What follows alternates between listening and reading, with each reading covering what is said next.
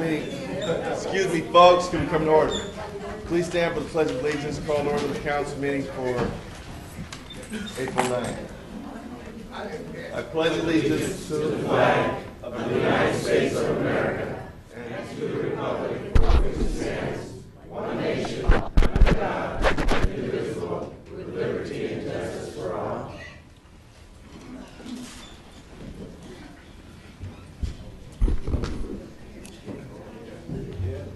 Ladies and gentlemen, we have a pretty full house, so if we talk amongst ourselves, it disrupts the meeting. So please be courteous to the speakers.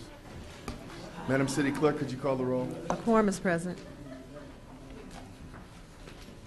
We have a proclamation declaring the week of April 14th, April 20th, 2013 National Library Week. And this is we have a commendation honoring Assistant City Manager Michael D. Falco on graduating from the U.S. Naval Postgraduate School.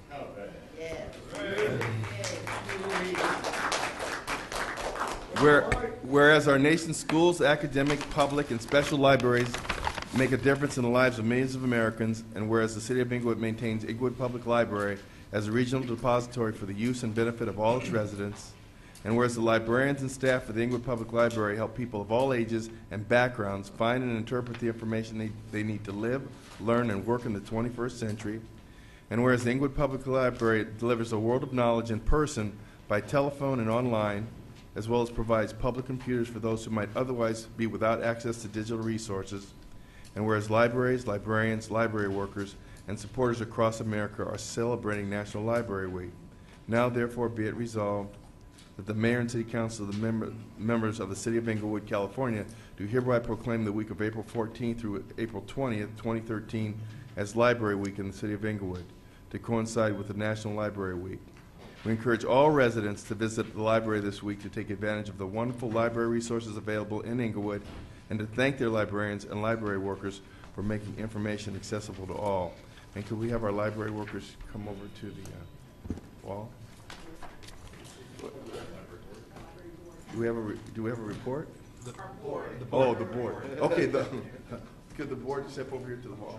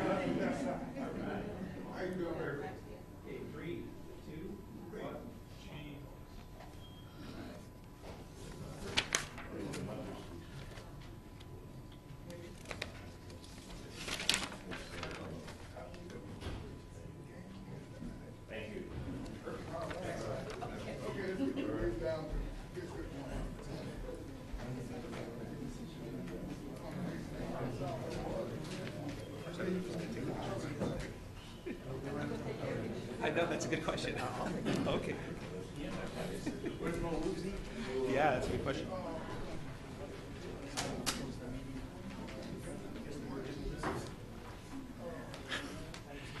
I wanted to make a quick remark, if possible, Please. on behalf of the library. When you step into the library, your world gets bigger, and whatever you need to know or understand, the public library can get you started. Libraries remain a place to turn for unbiased guidance and direction. Whether you want to learn a subject, advance your career, or ensure your child's success, libraries are the place to start. So please join us at the Inglewood Public Library. We have some great adult and children's programs, seniors programs, and they're all planned this month. You can visit the city's website for more information, Also, you should know, if you haven't already been reminded, that the library will celebrate its 50th anniversary as a federal depository and as a library this year. The anniversary celebration will take place in October, so stay tuned for details. Finally, please visit the main library this Saturday, April 13th. Friends of the Inglewood Public Library is having a big book sale. Excellent prices, and it's going to run from 11 a.m. to 2 p.m. in the Friends Workroom, which is on the ground floor adjacent to the parking lot. We'll have books, CDs, DVDs, and other great items. Proceeds from the sale will benefit the library. I also wanted to acknowledge real quickly the other board members, Vice Chair Pat Saunders, and we've got Richard Cavalier from the 1st District. We have Rosa Aguilar from the 4th District, and my name is Peter Holman. I'm the chair, and I'm from the 2nd District. So thank you very much. Thank you, Peter. It's a real honor to give this next special commendation. For those of you that don't know about the United States Naval Postgraduate School, it's a very prestigious institution. It primarily caters to military, homeland security, and only recently have they started to allow command officers from police departments to attend their course and receive a master's degree.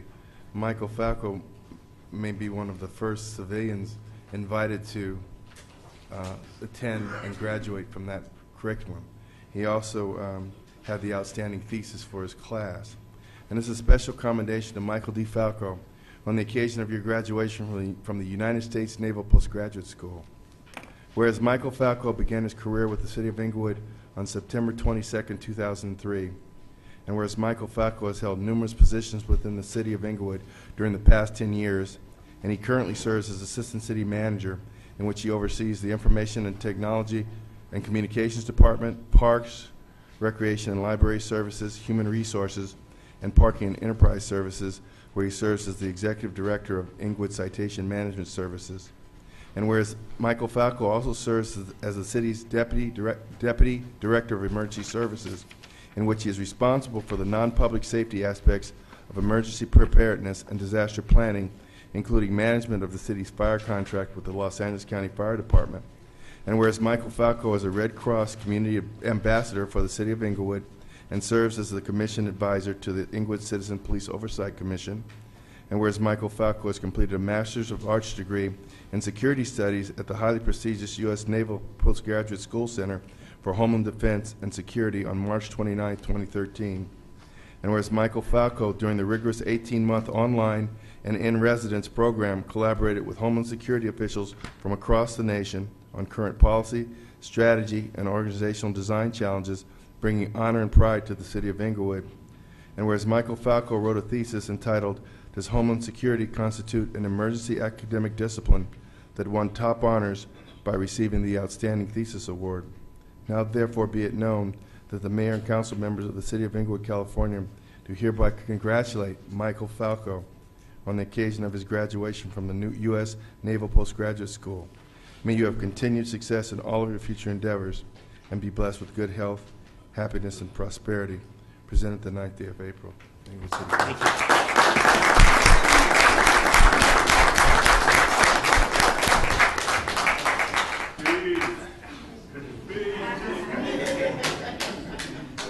Mayor, how much time can I give myself? Exactly. Thank you very much. Thank you.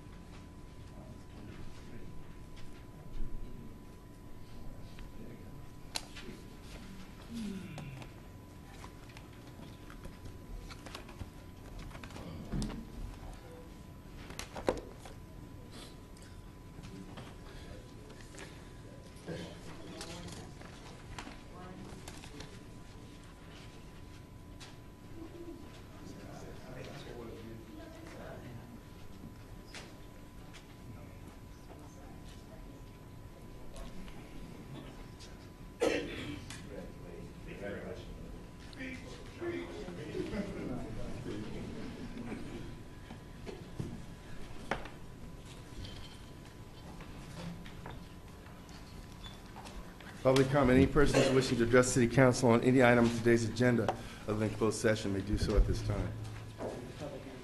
Oh, and the public hearing. Except the public hearing.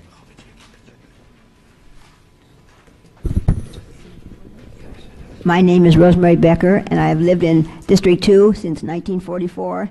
And I want to say I support that community block grant to fix up the senior center, senior apartments on Eucalyptus, because I've known people that live there, and it needs to really be improved. And I really support it. Thank you. Folks, please come forward.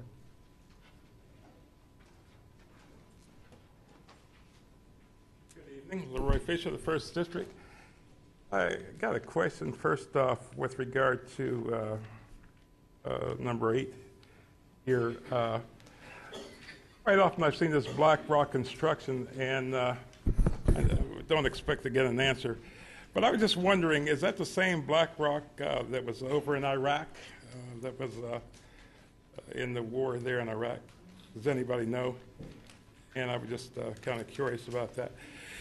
You know, I'm going to ask you a question again that I brought to you last Thursday at a special meeting that you had, and that was my question to you all, and I don't know if there was any consideration given to it with regard to these red light cameras in the city. I said to you last 2 weeks ago that those cameras are inconvenience to the people in the city by giving tickets to a lot of people who really can't afford it. I also brought to your attention that the mayor in San Diego, when he was elected, one of the first things that he did was to remove those red light cameras. I know that you have a contract with them, but all these other cities have gotten rid of those red light cameras, and they're really just doing nothing for this city but taking money away from this city. So I was, again, wondering if you had given any consideration to removing those red light cameras from the city of Inglewood, if you could answer, if you would. Thank you. We have a contract to February of 2014, so we can't, and it was Blackwater in Iraq. It wasn't Black Rock. Next, please. Mr. Mayor, Council, my name is Joseph Texer. I want to discuss the proposed $25,000 reward concerning the killing of Miss Gwendolyn Jefferson Taylor. I think it's certainly worth at least $25,000 to solve this or any killing in Inglewood. But the problem is, as Ms. Dunlap pointed out recently, the city hasn't paid off on any of its rewards it's offered for years. So the actual effectiveness of this gesture is questionable. For instance, it was a nice gesture when a year ago the council offered $25,000 concerning Frederick Martin, who was killed protecting his son from bullets. However, it's been a year since the mayor stood up in front of all the TV cameras and bragged about how the killers were going to be caught, and I haven't heard anything else about the murder from this council or this mayor since then. And the reward expires next month, and no one's even been charged. And Frederick Martin was killed by people who were walking in a residential neighborhood less than a quarter of a mile from 3 schools during the day when most people were home from school and from work, and IPD said that there were multiple witnesses and there's been a $25,000 reward. Why hasn't IPD caught anyone unless they really don't know how to or don't want to properly investigate a crime? So again, at some point, just a gesture like offering a reward that no one ever collects without this council actually doing anything to improve our police department and decrease our violent crime rates starts to appear ineffective, insincere, and negligent. You can offer a reward, that's fine, but also do your jobs. Stop kowtowing to the police unions and make IPD's officers do their jobs.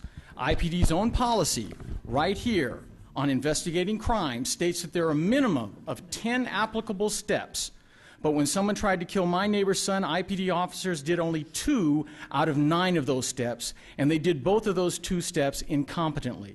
And IPD's Captain Sissick and Chief Seabrooks told this council that they had no problem with how their officers performed with that crime. A reward only works if residents trust the police enough to report something, and if IPD uses the information given to properly investigate. Well, the Justice Department's 2010 report on IPD said that residents had a, quote, fear and distrust of IPD, unquote. And this council is well aware that IPD actually avoids investigating crimes. I and other residents have repeatedly proved that. It's easy for this council to offer $25,000 that's not theirs and will never be paid out anyway. You make it appear like you're really doing something, but it's hard to do the responsible thing and demand that the police unions, IPD captains and chiefs hold their officers accountable to the rules. So offer a reward, but more importantly, do your jobs according to the city charter and assert control over the performance of our police department. Thank you. Good evening, Mayor and City Council, staff. Ronald Davis, 2nd District. First, quickly, bravo, Mr. Falco. Long, hard road. Congratulations. Now, thank you, Mr. Texera. That was an excellent segue. I'm sure you guys know where I'm going with this. $25,000. I probably wouldn't rat somebody out because it means you have to leave town. They're going to come for you and kill you before you testify. I mean, come on, Mayor Butts. Who wants Chief Butts? You know that's the problem. But it's easy to stand here and say that. So what could I come up with as an idea to raise that $25,000 to something that might get somebody to move? I'm going to make enemies and annoy people. We may have to take it to a vote. We got a vote coming up anyway for this runoff. Let's put something on the ballot that the homeowners of Inglewood, if they voted in, will agree to a $1 or $2 addition to their property tax to create a fund big enough for people to step forward. Otherwise, Mr. Texera is right. People want to step forward, but they say, okay, you're going to give me $25,000. That's going to make a great funeral for me. So it's just my 2 cents, Mayor, Council, and staff. Maybe our legal team can look at it, but you know me, I want a better city. And you know, another citizen shot down in cold blood. It just never ends. Thank you for your time.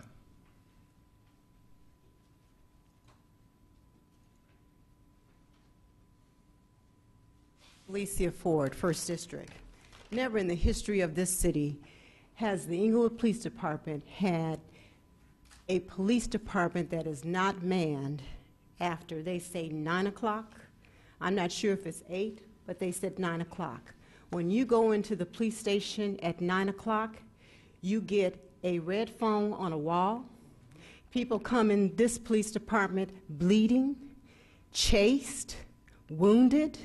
They come there for emergency help. So how in the world did we possibly get to this where we don't have anybody to man the police station for 24 hours?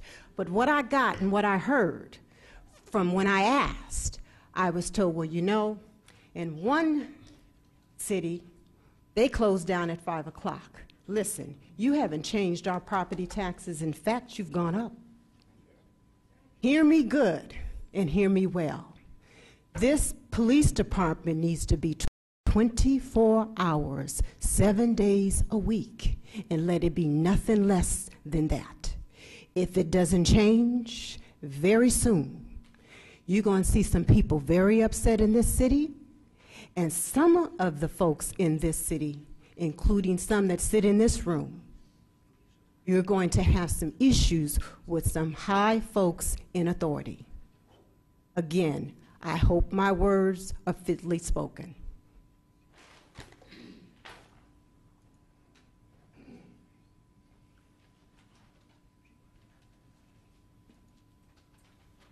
Good evening, Mayor, Council, staff. My name is Stuart Bailey. Rebuttal to Mr. Texera. Mr. Texera, this is my police department, Inglewood Police Department. I knew that one when Jackie Seabrooks was there. Hold on. First of all, we don't address others. And also, what item are you talking on? Are you talking on that same item? That Yes, police sir. item? All right, go ahead. First of all, if you want to offer a reward, we have to get citizens to do one thing: stop being scared of the gangsters out there and start turning them in, no matter what the reward is. But human beings do what human beings do. We are scared. And you could offer all the money in the world because, like Mr. Ray said, it's being in our funeral. But someday, we're all going to have to stand up and say, this is our neighborhood, this is our street, and we have been here longer than you have. We have paid taxes. We have done our jobs. We are retired military people. We are retired citizens. We do not need youngsters coming in here and taking over a street that I pay taxes for. That is my rebuttal to Mr. Texier. You're not supposed to name anyone. I'm sorry. All right. I am sorry. Have a good evening. Thank you.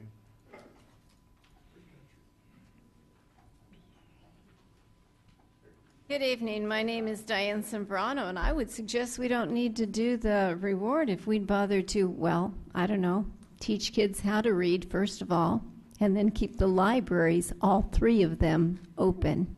Isn't it amazing how, and every time I say that, I think of Paul Russell. Yes, Paul, I shouldn't say that so often. But isn't it interesting? Nope, he didn't like that one either. How befuddling it is that we put such a low premium on actually teaching children and instead highlight on rebuilding buildings. Because buildings never teach. It's the people inside. And unfortunately, we didn't put a priority on books. We didn't put a priority on anything except sports. So now we have a group of young people who have a tough time getting a job anywhere. They can't read the applications, much less fill them out. And we wonder why we have crime issues. What a perplexing concept that is, huh? I'll also go ahead and say that through the list of a fairly long list of police chiefs that we've had, the last time anyone bothered to have a regular meeting with the community at large and actually listen as opposed to speak only to the community was Oliver Thompson and Alex Perez. You see, when I called the chief's office, I was told it's only Monday through Thursday, 8 to 4:30, because of our funding cutbacks. I asked him to check into that recording. I have not gotten a response. But then again, it's after 4:30, even though it is Tuesday. Isn't it interesting that we're constantly asked for more money and we constantly get less service? But that's the administration that has the majority, that's been the majority for a long time.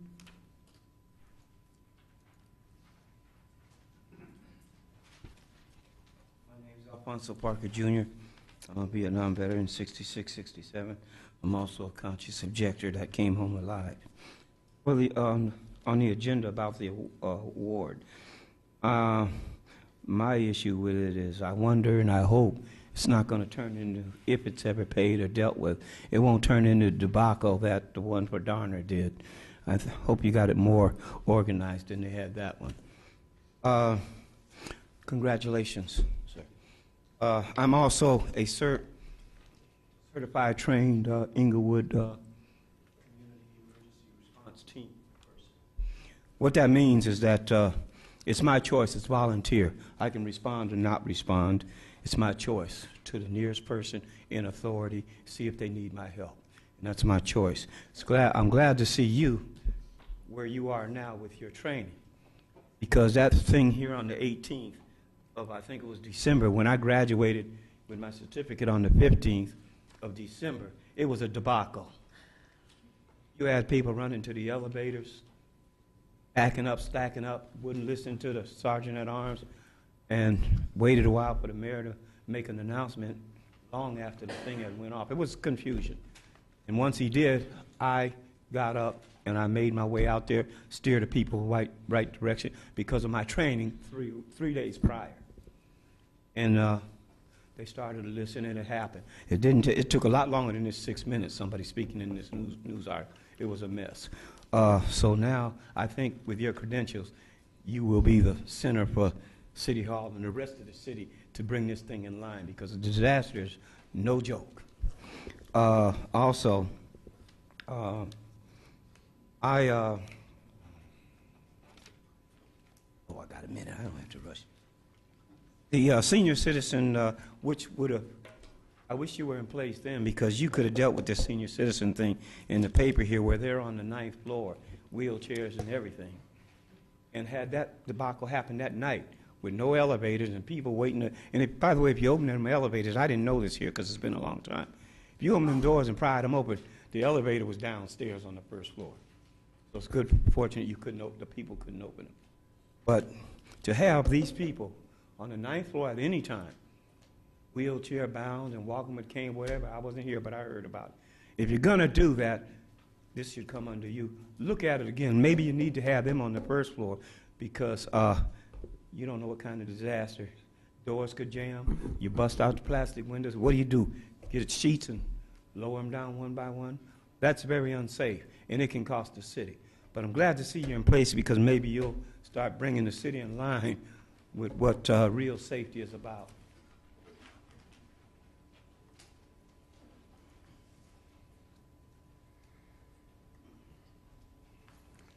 Good afternoon, Mayor, Council.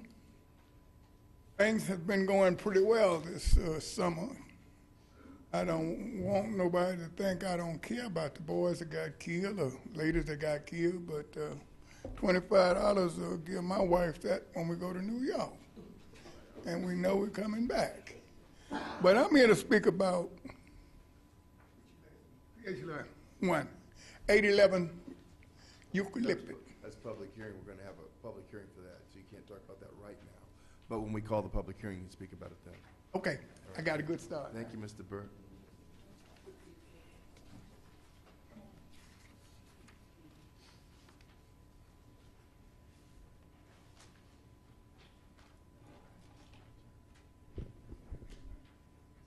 Good evening, Mr. Mayor, council members, and staff. I'm Glenda Brass, longtime resident and business owner of Inglewood, and I am really pleased to be able to address you this evening.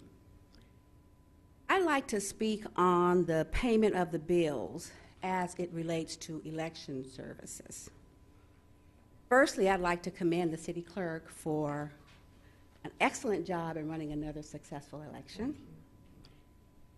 And I'd like to recognize the residents of the city of Inglewood for coming out to the polls and making it known by a rather large margin where they stand. I really, really appreciate that they were there and that they said that they were sick and tired of how we as leaders represent them. Those numbers are indicative that there is some concern about how our city is managed in addition to how the finances are managed. To that end, I'd like to just make a little recommendation that if we care anything about the city of Inglewood, that we do what I consider to be the right thing. The handwriting is on the wall. We already know where this is going. Why cost the city more money with another election? Why do that? Because I'm believing, I don't know the exact numbers, but I believe it's going to cost about as much as it did the last time. And we shouldn't have to do it. Now, even though our budget is finely balanced, thank you, Mr. Mayor and council members, we appreciate that. I don't agree that we should have to pay for this twice. Like I said, handwriting's on the wall. Residents have spoken. And I'm hoping that we do the right thing. Excuse me, what item are you speaking on? And with that, Mayor, what item is she speaking on? Payment of the bills. Payment of the bills. Relates to elections. Payment of I the don't bills. see anything on the warrant register with regard to Martin and Chapman. Maybe the city clerk Thank is you aware so of much, something. Mr. Mayor, Thank City Council, for your time. I appreciate I it. know she wanted you to speak. I'm sorry? Oh, no, go ahead. Thank you. There's nothing on the agenda with regard to Martin and Chapman unless it's another consultant. I'm going to assume there is something onto that, because I've never heard in 20 years the most asinine remarks ever made. Excuse me. What? Mr. Brown. Yes? Are you speaking on something on the agenda? Yes, on payment of the bills. I'm assuming that Martin and Chapman or somebody's there. It's good enough for me. So I'm following right behind. I've never heard anything like that. I've never heard an election that had, what, 8 to 9% turnout? And we basically are accepting a 9 or less than 10% turnout isn't a fait accompli? That is absurd. Absolutely. My name is Harriet Elliott. I came here a month ago. I worked for a small newspaper in the area about 18 years ago. I came a month ago because I saw such defamatory articles in the newspaper. I'm speaking on the item about the price of elections, and I think democracy is very expensive. I just want to say that when I saw the articles I just want to make really only 60 seconds, and I'll be gone. Okay. I did not participate in any of the campaigns, support any of the candidates, yet when I came here 18 years ago, these two candidates stuck out because they speak truth to power. I'm going to ask you to come back on the open session, all right? Thank you. Okay, we close public comment. Item 1, CSA 2 and H1. Move allow payment. Second. Madam City Clerk. Excuse me. Madam City Clerk. No, I have a comment? regarding paying the bills, yeah. All right. First off, Mayor, I do believe as chair you need to be consistent with regard to our rules of decorum. When it comes to public comments on agenda items, you need to stick to that. When someone says a campaign consultant, or excuse me, our election consultant, it needs to actually be on there before you allow them to speak. You never interrupted, you never stopped them, you interrupted other people and stopped them. I thought it was because well, I think you needed to verify. I actually checked, it wasn't there. And secondly, our charter dictates that we have runoff elections, so for the public's information. But with regard to the warrant register, Mr. Fields, check number 533831 for recruitment services. I'd like to know what position have we paid a consultant to do recruiting. What page is that on? Page 5 of 9. Second from the bottom. $1,065 for professional recruitment services. I was not aware that we had engaged a recruiter to do a recruitment. Yes, that bill is for the recruitment of our police chief. Bob Murray did that recruitment for us. So is this a final payment? I believe it is, yes. Okay. Did they submit an invoice to you, to your office? They would submit it to the Human Resources Department. Okay. All right. Thank you. Madam City Clerk. Councilmember Stevens. Aye. Dunlap. No. Morales. Aye. Franklin. Aye. Mayor Butts. Aye. Madam Clerk, what's the next scheduled matter? The next scheduled matter is a public hearing under the Tax Equity Fiscal Responsibility Act and the Internal Revenue Code of 1986 as amended in connection with the proposed issuance of one or more series of revenue bonds by the California Municipal Finance Authority to assist in the financing or refinancing of the acquisition, rehabilitation, improvement, and equipping of the Eucalyptus Park Apartments Affordable Senior Housing Rental Housing Facility located at 811 North Eucalyptus Avenue. Has the notice of this hearing been given in the time, form, and manners required by law, and do you have the affidavit on file? Notice has been given and affidavit is on file. Have any communications been received on this matter? No communications have been received. Mr. City Manager, the staff report. Yes, Ms. Pamela Thigpen, Grants Manager, will give the staff report. Welcome, Ms. Thigpen. Thank you. Good evening, Mayor and Council members. This particular public hearing on February 5th, 2013, the Mayor and Council members set a public hearing for March 5th, 2013, to receive public input and consider adopting a resolution to approve the issuance of tax-exempt bonds for the project. However, published notification of the public hearing was posted on February 21st, 2013, which did not comply with the 14-day publication period required in accordance with the Internal Revenue Code of 1986 as amended and the California Government Code 6500. Therefore, on March 12, 2013, the Mayor and Council members reset the public hearing for this evening, April 9, 2013, and notification of the public hearing was published on March 14, 2013, which was 26 days before tonight's public hearing date. This particular project was approved by the council as part of the fiscal year 2012-2013 Consolidated Annual Action Plan. The council allocated a total of $1.8 million to this project, of which $900,000 was used to assist with the acquisition of the property located at 811 North Eucalyptus Avenue, which closed escrow on December 20th, 2012. And the remaining $900,000 will be used for a portion of the rehabilitation development costs. It is the intent of the developer, Thomas Saffron and Associates, and Housing Corporation of America, to apply for tax-exempt bonds. The city is in no way fiscally responsible for the issuance of the bonds. The public hearing is required by the California Municipal Finance Authority in order for them to submit bonds. The council would need to adopt the resolution. Thank you very much. Thank you. Are there any persons present that wish to address the council on this matter?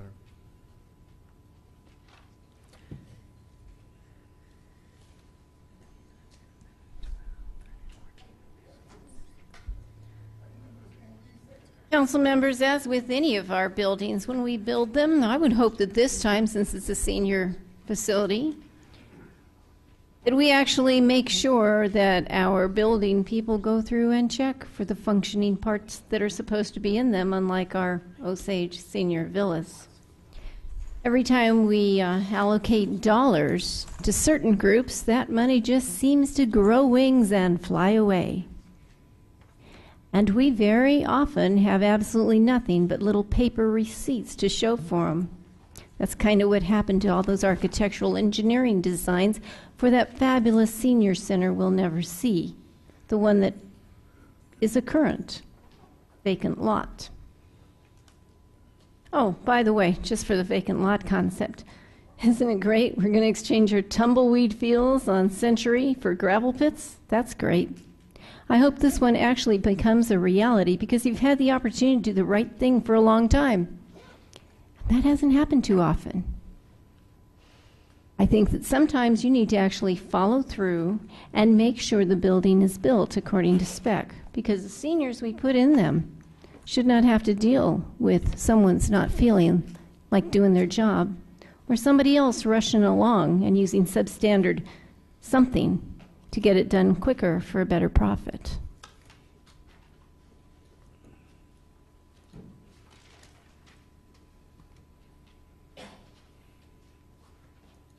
Mayor, Council, back up here again. Since we have almost completed one of these type jobs, I would hope that you will finance this job the same way, approximately the same way as you did this last one. And I wish there was a way that you could tell the public about this. In the last week or 2 weeks, they've been coming in trying to get apartments. And the apartments is more or less, we say, gone.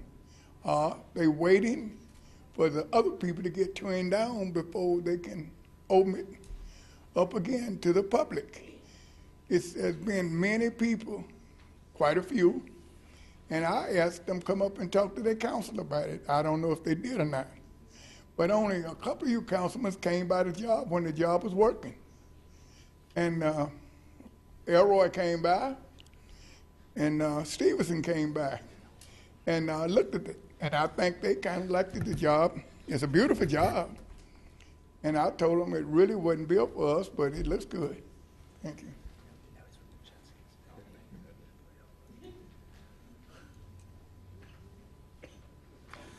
Mr. Mayor, Council, members, and staff, I am standing in support of the 811 North Eucalyptus project. Housing stock, not only in the city of Inglewood, but throughout the country, is right now at a very low premium. There is just simply not enough. The notion of improving existing older stock in the city of Inglewood and other cities as well. But specifically, I am a real estate professional over 35 years in the city of Inglewood, so I can certainly address that with some degree of certainty and need. I feel that housing stock, bringing in quality rehabilitating projects that are currently in use to make them safe to the new codes and certainly to bring about quality. The project that this gentleman just alluded to is one example of something that ran out, demand is still there. There's a shortage of rental housing, new homes, as well as homes for those that are disadvantaged that need to take advantage of. So I certainly stand in support of that. And I just want to commend you, Mr. Mayor, on the job that you're doing since you have taken the helm, as well as the diligent work of the other council members. I want to say keep up the good work. I hear a lot of negative thoughts and emphasis that are here, but I am, for one, am certainly pleased with and happy to see the efforts that taken place for those who love the city of Inglewood as I do. Thank you.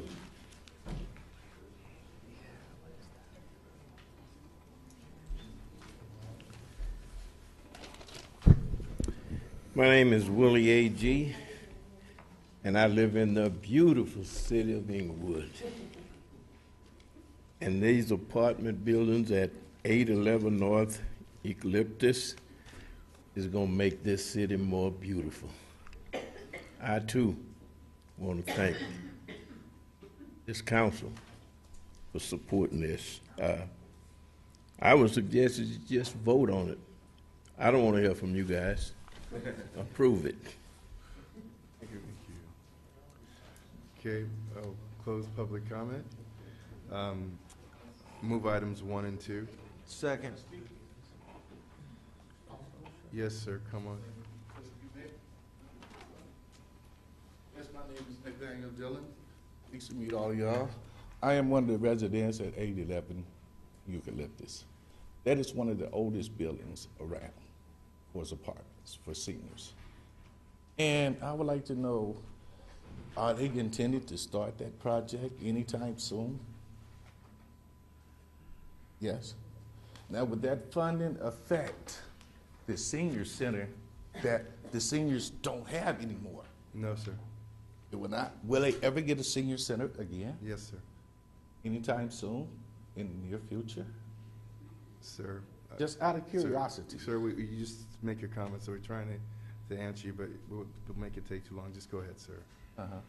Yes, I just want to know, was that funding going to affect for our new center that we should receive in the future? Like the lady spoke about all the vacant lots that they have in Inglewood, and they never replaced the center.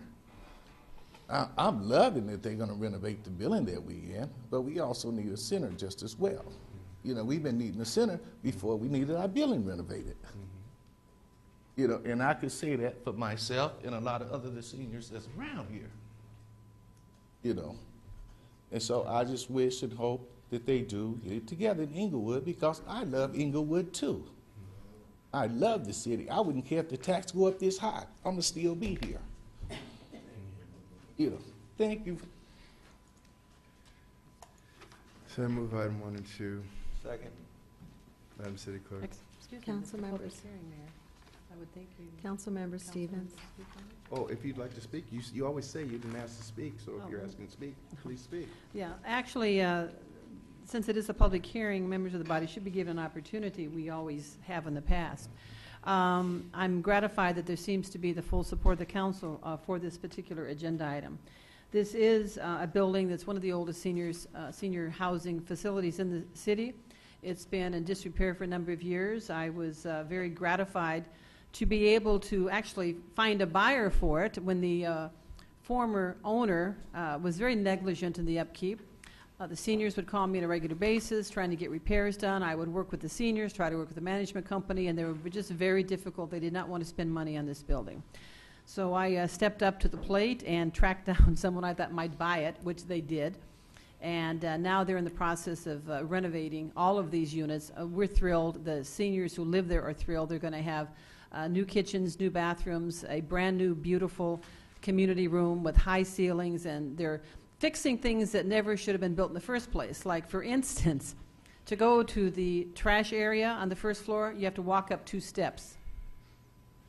Well, for people, I'm being corrected 3 steps. For people who are elderly or disabled, walking up 3 steps just to throw your trash away is such poor planning, poor design. That's going to be fixed. So all the seniors there, we've had meetings with them with regard to if the new owner and his staff of architects who've come in to look at the potentials of what needed to be done, they asked the seniors, what is it, even if it's a small thing, what have you seen that needs to be fixed, needs to be changed? And they're open, they're going to take care of all of these issues, and I still want the seniors who live there, if they have any other ideas, bring them forward to the management company who will get them to the new owner and the architect who's working to improve it. I am very excited about it, and it's just a long time coming, and I want to thank my colleagues for supporting this new owner and this big investment in the city of Inglewood, and with the commitment to improve the housing for these residents in the 2nd District. So, thank you. Madam City Clerk. Councilmember Stevens. Aye. Dunlap. Aye. Morales. Aye. Franklin. Aye. Mayor Buds. Aye.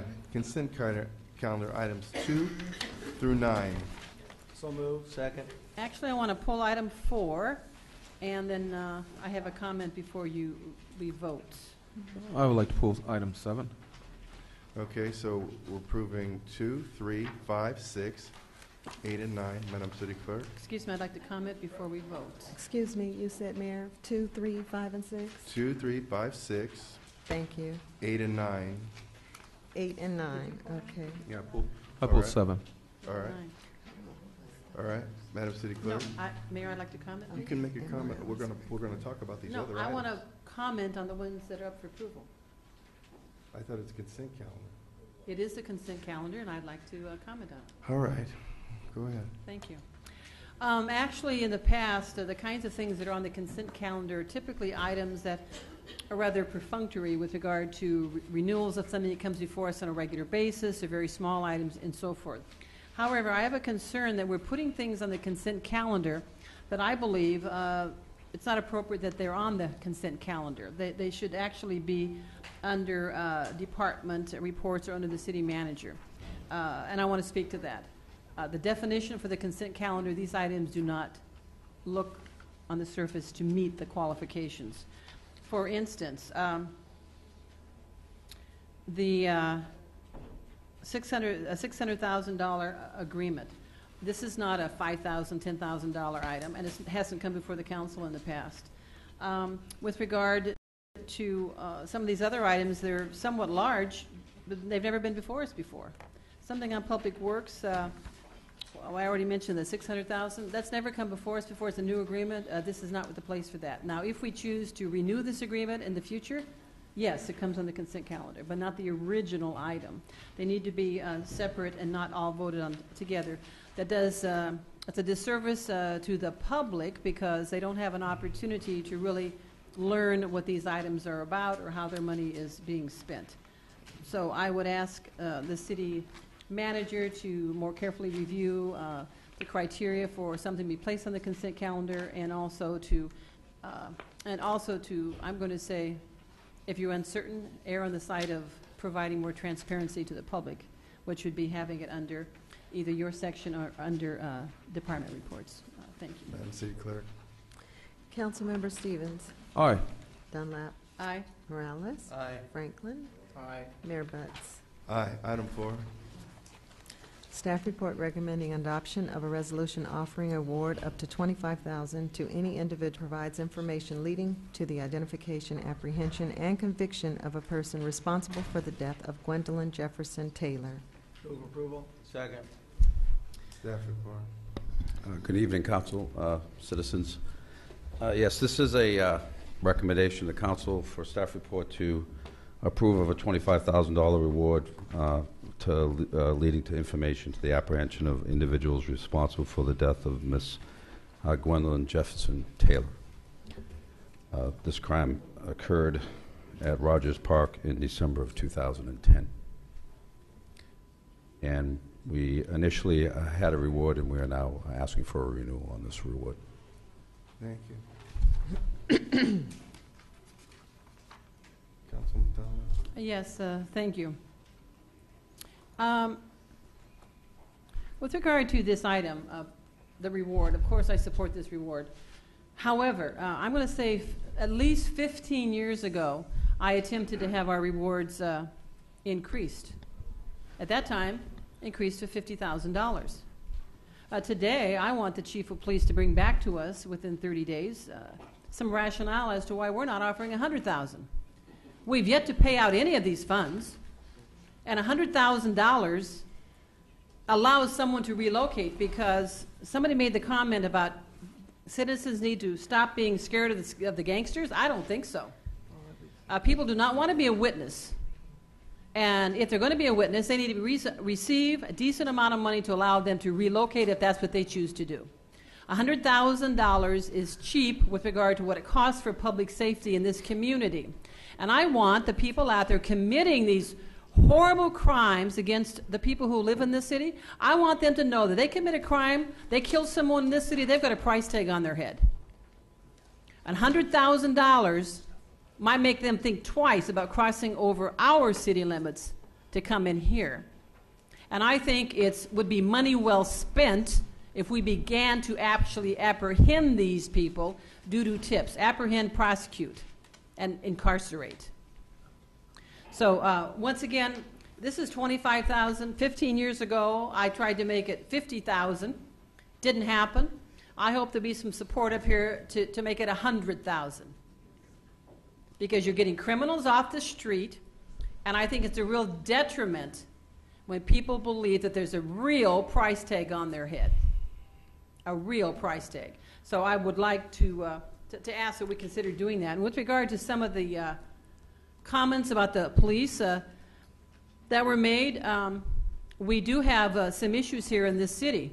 I'm sure many of you remember the Donovan Jackson case a number of years ago. That was when the teenage boy was slammed against the hood of a car by Inglewood police officer at a gas station. Sure you remember that. It was on, there was a video, correct? And it was actually on news, not just California, not just nationally, but that video was shown every hour, on the hour, all over the world. I have a sister who actually has lived in Italy for 45 years. She called me up and she said, "You'll never guess what I'm seeing on television. Inglewood. What's going on there?" This is in Italy. I couldn't believe it was on their news. It was horrendous for this city, for our reputation. As a result of the public outcry over that case, the council put together a Citizens Police Oversight Commission. Citizens Police Oversight Commission. A commission of citizens where they would meet, as our other commissions do, in a public setting, where members of the community could come in, complain, if they had complaints against the department, individual officers. Now, we all know there's forms to fill out if you go into the police department, if you can get there when it's open, to file formal complaints. This was within City Hall, citizens listening to complaints of their neighbors, and hopefully to make a change in that department. That was an outcry, public outcry, and demand after that case. Well, guess what? Each member of this body is allowed, each member of this council is allowed 2 appointees to the Citizens Police Oversight Commission. Well, guess what? We have one member of this body who thought, well, gosh, I know the citizens I want to put over the Citizens Police Oversight are 2 police officers. What sense does that make? I think that's the beginning of our problem. Why would you put police officers in a commission that says Citizens Police Oversight? That's for members of the community to listen to complaints filed against the police, to listen to the concerns in a setting that the public feels more comfortable with.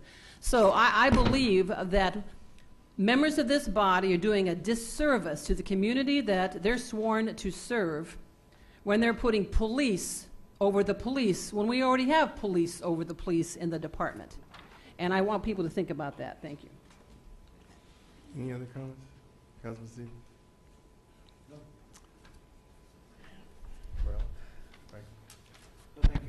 Chief, I want to ask you something. You know, we could make it $1 million, I guess, but have studies been done as to the efficacy of rewards? Because I have no objection to making it 100,000. I think we have to make some type of ordinance change, but that's nothing. But the issue is effectiveness. What, in your experience, leads to the solving of homicides, murders? Well, certainly on the onset of the crimes, the physical evidence itself, any witnesses that are on scene and so forth, the investigation that's put together by the officers, initial responding officers and detectives and investigators and so forth. Rewards are just a tool in that whole process. And truthfully, historically, not many rewards have been paid out nationally because people just generally don't come forward with the information. You can make the rewards, and look, there's no amount of money that you can put on any human being. It can be millions of dollars. It doesn't matter. But what matters is that people want to come forward with that information. Generally speaking, these rewards or the information is sought out sometimes through family members or things of that's where these rewards come into play. So it's really not an amount that really triggers them. The ordinance dictates that the limit is $25,000. Mm-hmm. That's all I'm entitled to put forward. And the reason I ask you, do you know of any time in the history of this city that someone claimed a reward that led to the arrest and conviction of anyone involved in a crime of violence? No, I haven't. No. Okay. And I know, I've been in public safety for 37 years, I don't know of any case that was solved due to a reward. I know when the suspect was captured and killed that people then sought to claim a reward, but I don't know of any. So what I'm saying is we could make it 100,000, but the reality is it's not rewards that solve crimes. It's actually the first 48 hours of investigation that are critical to the solution of a homicide, that you have sufficiently trained, experienced investigators that have the resources in that first 48 hours to gather as much information as possible. That's absolutely correct. But like I said, I have no problem with increasing it, but we're fooling ourselves if we think because we have a $100,000 reward that we're going to suddenly have a higher solution rate to homicides. And the issue of the police department being closed, does the police department operate 24 hours a day, 7 days a week, 365 days a year? Yes, it does. Okay. Yeah. But have we, I would imagine, as other police departments have done to save personnel costs, closed our desk operation at a certain hour? That's correct. But the police department is open? Yes, and there is a watch commander in there that can answer any questions. You pick up that red phone, and we always have complaint forms in the lobby. All right, thank you. And so anyone can get it any time to make a complaint, is that right? Absolutely. Okay, and then as far as to the issue of the Police Oversight Board, the only police officers, or excuse me, the only citizens of the community that have police backgrounds are retired police officers that are on the board, and I don't think you give up your citizenship because you served your fellow citizens and risked your lives in a police career. I don't see why that disqualifies you to oversee, to sit on a Citizens Oversight Board. So, you know, I want to make it clear there's no currently sitting police officers on the board, but there are retired personnel. And the fact that they have expertise in the investigation of police misconduct, I think, is a plus. All right, Madam City Clerk. Mayor, I would like to make a comment. Thank you, Mayor, for allowing me to speak after you, because in your comments you triggered something that I remembered since I've been on the dais. In fact, I remember that we had grieved the loss of many residents, and a few years ago we grieved the loss of one of our own employees who is the son of our own city treasurer. Yes. And the council majority agreed to have the reward value up to $50,000, which is still in existence today. And to this day, no one has stepped up to the plate to honor that $50,000 reward for the arrest and conviction. So following with the comments that was made here today, the dollar value is not the issue, it's the will of the heart of the persons that have information when they come forward. So I want to make sure that was put on the record. That's correct, Councilman. Thank you. Mr. Mayor, I have a slight question. Just a few questions here. Thank you, sir. Thank you, Mr. Falco. Chief? Yes, sir. Chief Front-Runner, just a quick question. How many crimes have been solved within the first 48 hours here in the city of Inglewood? Homicides, not crimes, homicides, actual murders. Well, this year we just had our first homicide. On Maitland, Friday Maitland evening. Avenue. Yeah, Maitland. My district. Yes, it was, unfortunately. Certainly my thoughts and prayers goes out to that family. Thank you, sir. But in terms of specifically to your question, I couldn't give you a specific answer right now, but I know that many crimes are handled within that first 48 hours, and that is a critical time. I'd have to think back to some of the homicides we have for clearance rate and look at those. What I am happy to say is that violent crime has decreased over 11%, and so I always say one crime is one too many, and that's certainly, my heart goes out to those victims. But to give you a more specific answer, I'd have to look back a little bit, because you mentioned specifically homicides, and we've had a significant decrease in homicides. Yes, as you stated, it was our first homicide on Maitland Avenue this year, and we're all the way into April. Crime is definitely down in Inglewood, without a doubt, and it's been dropping. My concern is that with the murder that took place on Maitland Avenue, just between 2nd and 3rd Avenue, was that the individual was shot at 9 o'clock, 15 minutes to 9. He lived right around the corner. He walked around to the supermarket is what happened, just so people know. He told his mother that he was about 35 years old. He walks around to the supermarket, and he told her he was going to step out. He walks around to the supermarket, he comes back, and he gets shot dead in front of a young lady's house that I happen to go to high school with. And here's my issue is that what my alumni told me was a little bit disturbing, was that, number one, he was laying there from 9 o'clock until approximately 11 o'clock. Detectives had to be called, did not arrive until there by 11:15. And the reason why the detectives did not arrive there was because our detectives are not on duty over the weekend. And so I'm concerned that the first 48 hours, as we have come to learn even from television documentaries, is the most crucial, as you stated. Yet the first 48 hours was rather, I found it a bit odd, and I was going to speak to you addressing this one-on-one, but I think this is something that we can just discuss right here and now. The issue was that when he was shot, the detectives arrived. They were there until 2 o'clock in the morning, 2:15, and they left, from what I was told by my alumnus. And then at 7 o'clock in the morning, she went outside, and when she went outside, she found shell casings in her front yard, totaling 6. She then went to her neighbor's home. They came over, they looked at them. Squad cars coming down Maitland. She travels to the middle of the street, attempts to flag them down. As she does so, they made a U-turn. Now she's in the middle of the street in her pajamas, her and her neighbor, and they made a U-turn up near what was that? Oh, just before you get to past Circle Park, 4th Avenue and Maitland. Point is that it got even more bizarre to me, is that when he made the U-turn, she then gathered up all of the shells. Another squad car came from the Van Ness from the east, Maitland, and she flagged them. Her mother flagged them down. She was on the driveway.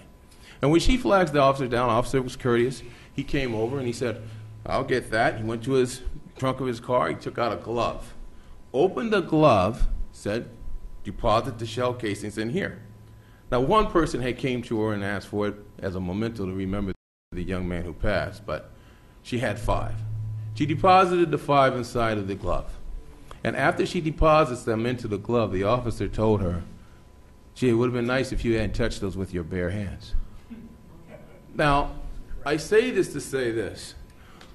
The first 48 hours are the most crucial in any type of investigation, homicide, as I stated earlier, from what we all have learned, common knowledge. Why, number one, are our detectives not working on the weekend?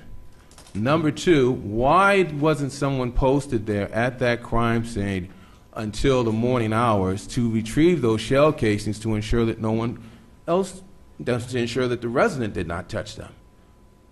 Now, those are just for starters. And if you could answer those, I'd appreciate it. Thank you, sir.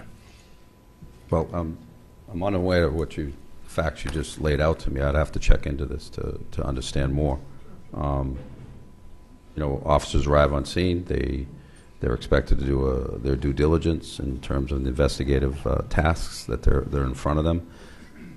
You initially have uniform officers that respond first, and then in this case, because it's a serious crime, then you would have detectives called out. So they're responding. They're all on call 24/7. So they responded. We don't have weekend detectives. We do not have enough personnel to cover that. Thank you, Chief. Mayor, may I make a comment, please? That's right. Madam City Treasurer. Yeah. Yes, I just want to add to Councilman Franklin's remark regarding my son, who was murdered in 2005, and this council did offer $50,000 reward, for the persons who was responsible for his murder. Not only that, Michael Coper offered to match it, and not only that, the county put up $10,000.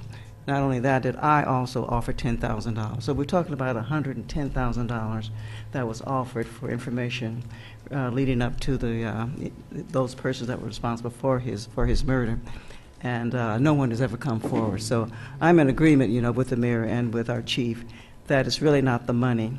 And these detectives that worked on his case, his name was Detective Salerno. He has kept in touch with me to this day, and it's been about seven years later. And they also participated in a TV show that I put together that was also revealed.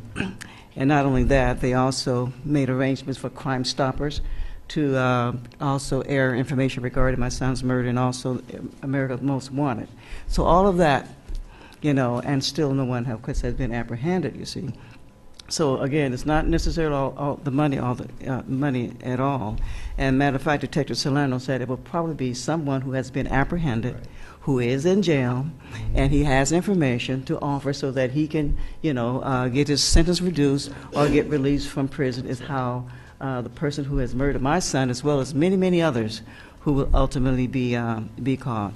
So I just want to add that. So the money is just not it. It's, the money is not it at all. That concludes my remarks. Thank you. What was that? Oh, sure. Everything's been said. On Councilman Morales' time, it's very easy to make political, emotional brownie points on the backs of people's loved ones, but it's reprehensible. Fred Martin was a son of a very good friend of mine and my wife's, and he was murdered in his garage protecting his son. Here's the reality. The reality is that when crimes are committed by strangers, those are the hardest murders to solve. Usually when you start to deconstruct a murder, you look at the last day of someone's life and you look at the people that they know, and that's where you get. And then the longer you go without a solution of a crime, the less likely it is it'll be solved. And as the city treasurer said, that what will happen is that someone who is trying to make a deal on another crime will give information, and that'll lead to a search warrant, which leads to a weapon or DNA, and that leads to a prosecution. it's very hard to solve stranger murders. And so anytime someone picks one and they start talking about rewards and castigating the police, that's really trivializing and demeaning real human tragedies where people's lives are shattered for generations. And I just wish that we would not do that here. Madam City Clerk. Excuse me, I'd like to speak a second time, Mayor, since you did. Actually, Councilman Morales gave me his time. No, He gave me his time. There's no such thing. Well, We've never done that. Well, I'm sorry, you can't just make rules up as you go along. We just did it. No, Madam actually, City, no, Madam Mayor, S- you can't. Madam City Excuse me, Clerk. I'm like a ruling from our city Madam attorney. City Clerk. Excuse me. Councilmember. Point of order. Councilmember Point Stevens. of order, please, to the chair. Go ahead.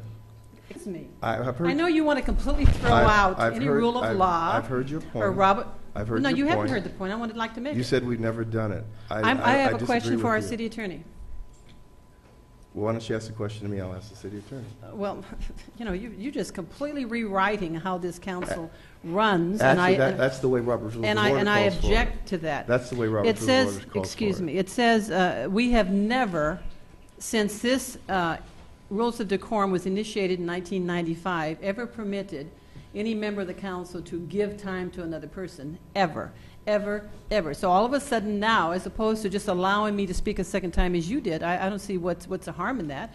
You made actually an attack upon your colleagues, which is also a violation of our rules of decorum. I did not attack anyone. You certainly did. You made very disparaging remarks. And remember, in Absolutely Robert's not. Rules of Order, which I'm very happy that you said that you want to operate by Robert's Rules of Order, it says very clearly that you as the chair and any other member of this body should speak to the merits of the issue. So if you want to speak to the merits of the reward without saying that people who have a difference of opinion from you are somehow demeaning victims of crime, that's ridiculous. We've never tried a $100,000 reward, and I believe we should have it. So I would like a second opportunity to speak. Our city attorney, we have never, nowhere does it say here, that anyone can relinquish their time, give their time, and we have never done it since 1995. So would you please correct the chair with regard to him making rules up as he goes? If you want to make that rule up, excuse me, bring it to the council and we can vote on it. As the city attorney, do you have an opinion as to whether I could do what I did? I would have to research the issue as to whether or not a council member can provide that time. Thank you. Thank you. It's never happened. Madam City Clerk. You insult the residents of this community by your domineering point of view and your lack of transparency and your lack of allowing members of this body to speak. You spoke twice. It says very clearly. We're in recess for a moment. Thank you. It says very clearly anyone who speaks twice, other members can speak twice, as long as the public knows the rules.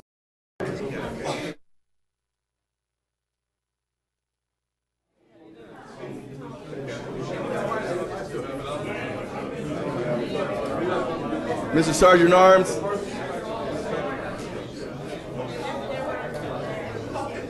Mr. Sergeant at Arms, could you have people take their seats, please?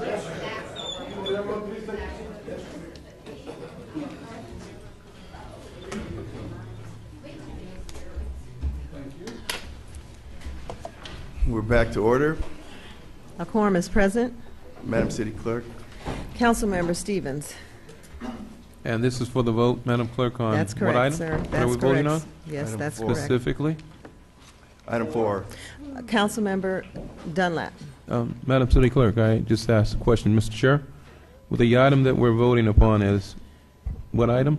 Item 4. And what is it, once again, for the public? You want to tell him? It's the reward. Madam City Clerk. Council members Stevens. Since the mayor spoke, I'd like to have an Council opportunity to members speak. Dunlap. Excuse me. The mayor spoke. I just had a comment. Are you speaking? I don't know. No, I'm he's just not speaking. Okay. I'm not speaking? Excuse me. Councilmember Morales. With all due Aye. Councilmember Franklin. Aye. Mayor Butts. Aye. Item 7. Staff report recommending approval of a 2-year agreement with the Wildham Engineering and Engineering Services on an as-needed basis. Move approval. Second. Councilmember Stevens. I requested the item, Madam City Clerk, so staff is going to Mr. comment. Atwell, Okay. brief staff report, sir. My name is Louis Atwell. I'm the Public Works Director. Good evening, Honorable Mayor and members of the City Council. The item that you have before you is a recommendation to approve a 2-year agreement with Wildan Engineering for engineering services on an as-needed basis for an amount not to exceed $600,000. The Public Works Department is responsible for implementing capital improvement projects for various infrastructure improvements. These improvements typically include preliminary engineering, design, construction, engineering, inspection, and materials testing. A lot of these services the city does not do. In order to provide readily available and qualified resources to assist the city with these projects, the capital improvement projects, staff recommends hiring an engineering firm on an as-needed basis. The city issued a request for qualifications which called for submittal of a statement of qualifications from qualified consultants, 18 in total, that provide a full range of engineering services, including but not limited to the services I just mentioned. These services are required in order to assist Public Works staff in delivering multiple projects included in fiscal year 2012-2013 capital improvement program. The Public Works Department received 18 SOQs, statement of qualifications, and each one was evaluated by 4 experienced Public Works staff members. The rankings from each of the 4 evaluators were then combined to establish a consensus composite rank for each of the firms as shown in the table. There's 18 firms. I didn't want to list all of them. No, that's all right. Okay. A specific scope of services, schedule, and fee will be negotiated for each task order for various projects within the CIP. Now, the reason for this on-call engineering is backup for our engineers, just in case one of us gets sick, get hurt, quit, whatever. So that's the reason for this, and that concludes my report. Thank you. Any questions, Councilman Stevens? Mr. Lockhart, were you going to contribute anything at this point? If there was an appropriate question that I can best respond Okay, to, I would great. certainly hope to help That's the fine. discussion. So, the reason I asked for this item to be pulled is because on this evening's warrant register, we have a person by the name of Robert Braden. And Robert Braden was hired by the city as a consultant. On our warrant register, we have 3,000, 2,000, 1,000, another 1,000. Oh, let's see, 5, 6, 7, 8, 9, 10. We have about $12,000 worth of consulting fees for Robert Braden.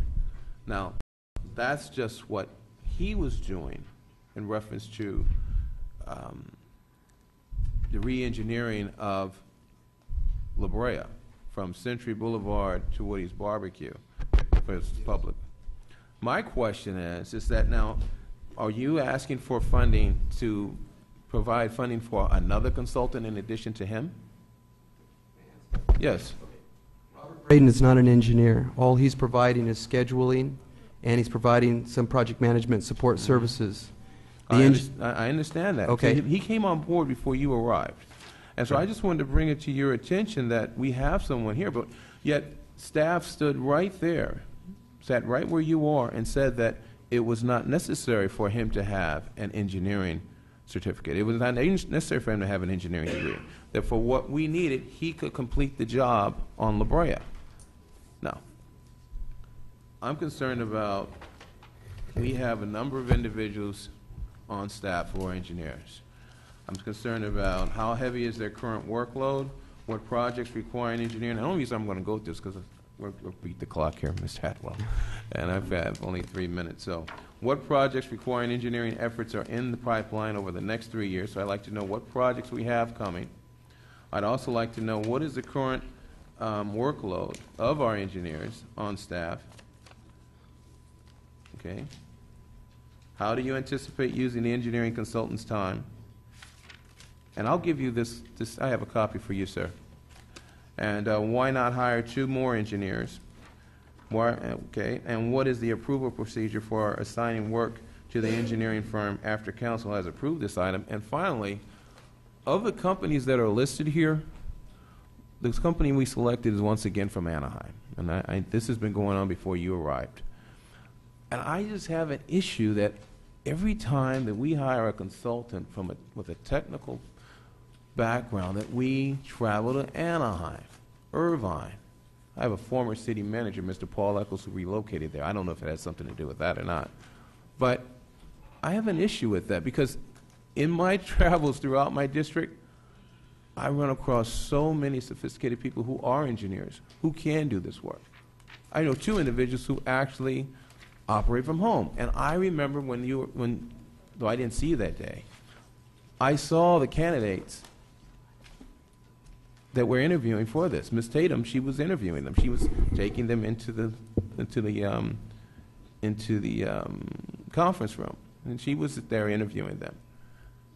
And I'm just concerned that, I didn't see anyone there of color, and that's an issue with me, because I know there are people who do qualify, and I know there are people from Inglewood who qualify for this type of work.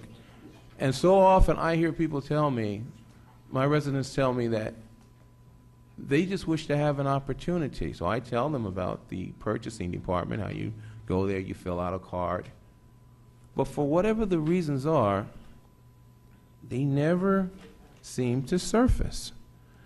Just examine Anaheim, Los Angeles, Walnut, California, Arcadia, Irvine, Gardena, Anaheim, Santa Ana, Industry, City of Industry, Los Angeles, Santa Monica,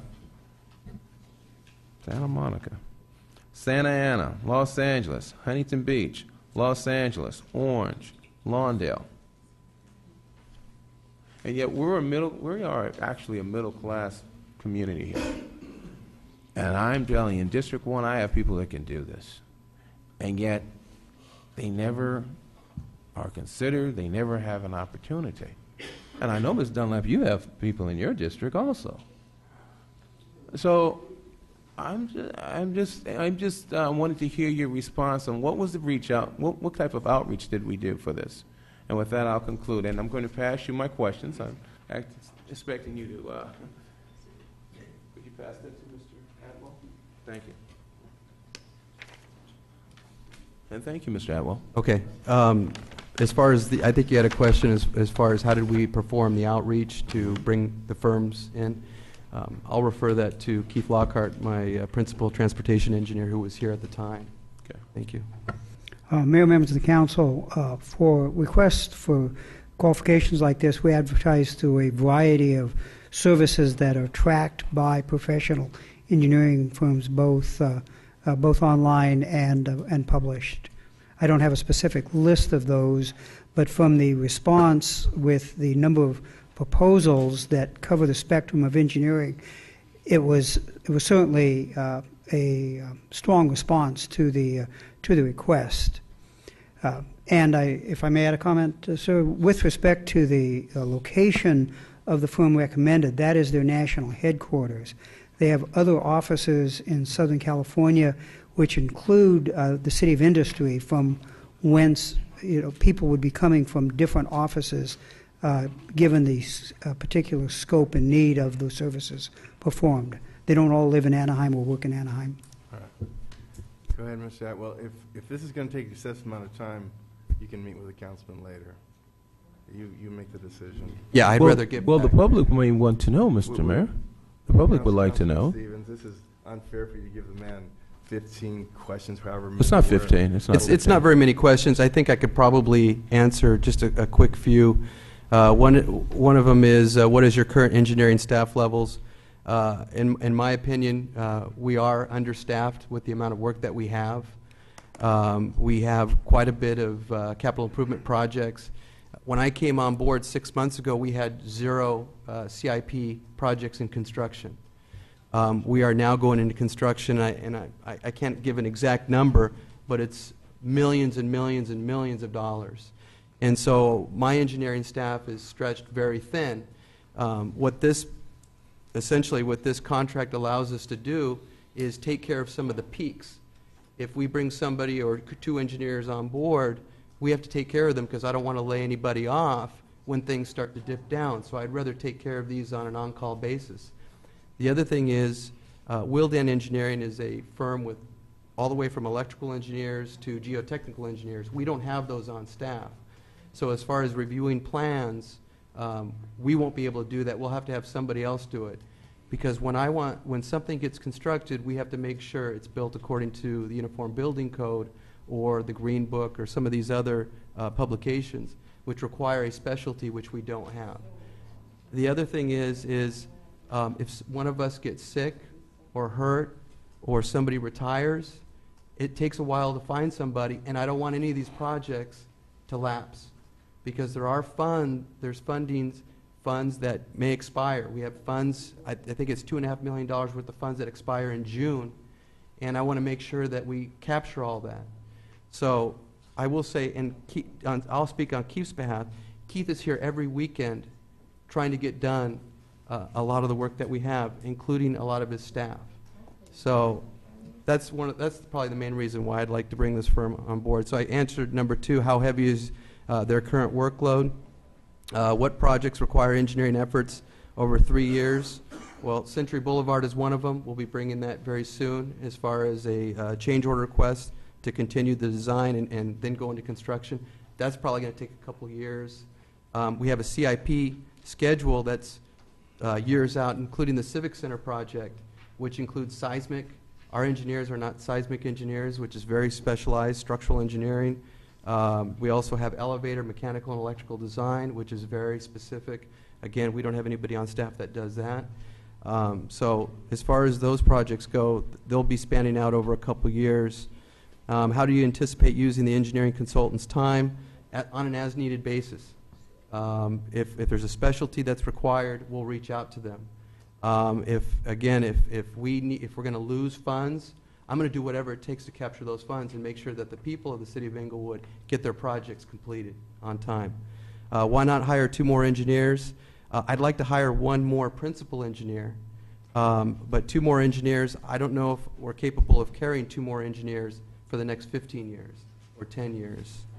And what is the approval procedure for assigning work to the engineering firm after council's approved it? What they're going to do is they're going to bid on these projects. So they'll give me a scope, a fee, and a schedule. And once they give me that, I will negotiate with them. I was a consultant for 10 years. I know what it takes to do some of these projects. Now, it could be mechanical, electrical.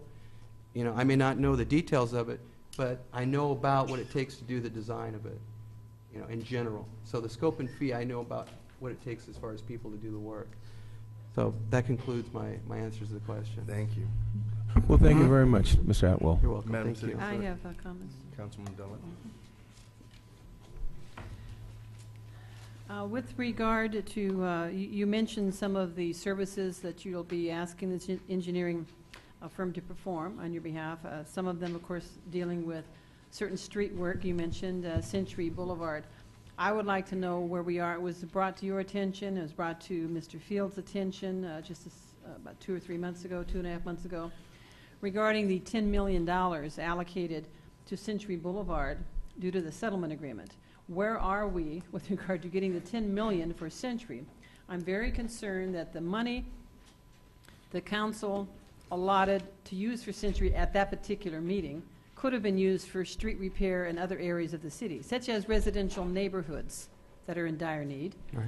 And I'm concerned that even though we did allocate it, I think it should be switched out if we can do it, so that we don't lose the ability to use the money in the neighborhoods. I'm not aware that, let's just say it was 1.2 million, which I don't remember the details. The details are not important in this discussion, but let's just say it was 1.2 million of these other funds that we allocated for Century. We have $10 million from LAWA in the settlement agreements. I don't know if they're going to allow us to take the 1.2 million out of their allocation to use in our streets to sub out. Do you have any idea? Or where are we on this discussion? Where are we on this discussion? Yes, I'll let Mr. Atwell add to my comments, but we are working with LAWA. I can tell you that the $10 million was not available to us until after the council approved the MOU with LAWA. So we are... Excuse me, wait a minute, Mr. Fields, the settlement agreement was agreed upon years ago. Right. So why do you think they needed to approve something new? The Yeah. settlement agreement was, what year was it? 2006? Oh, that was 2006. 2006. Mayor, I think you were decree. trying to interject something.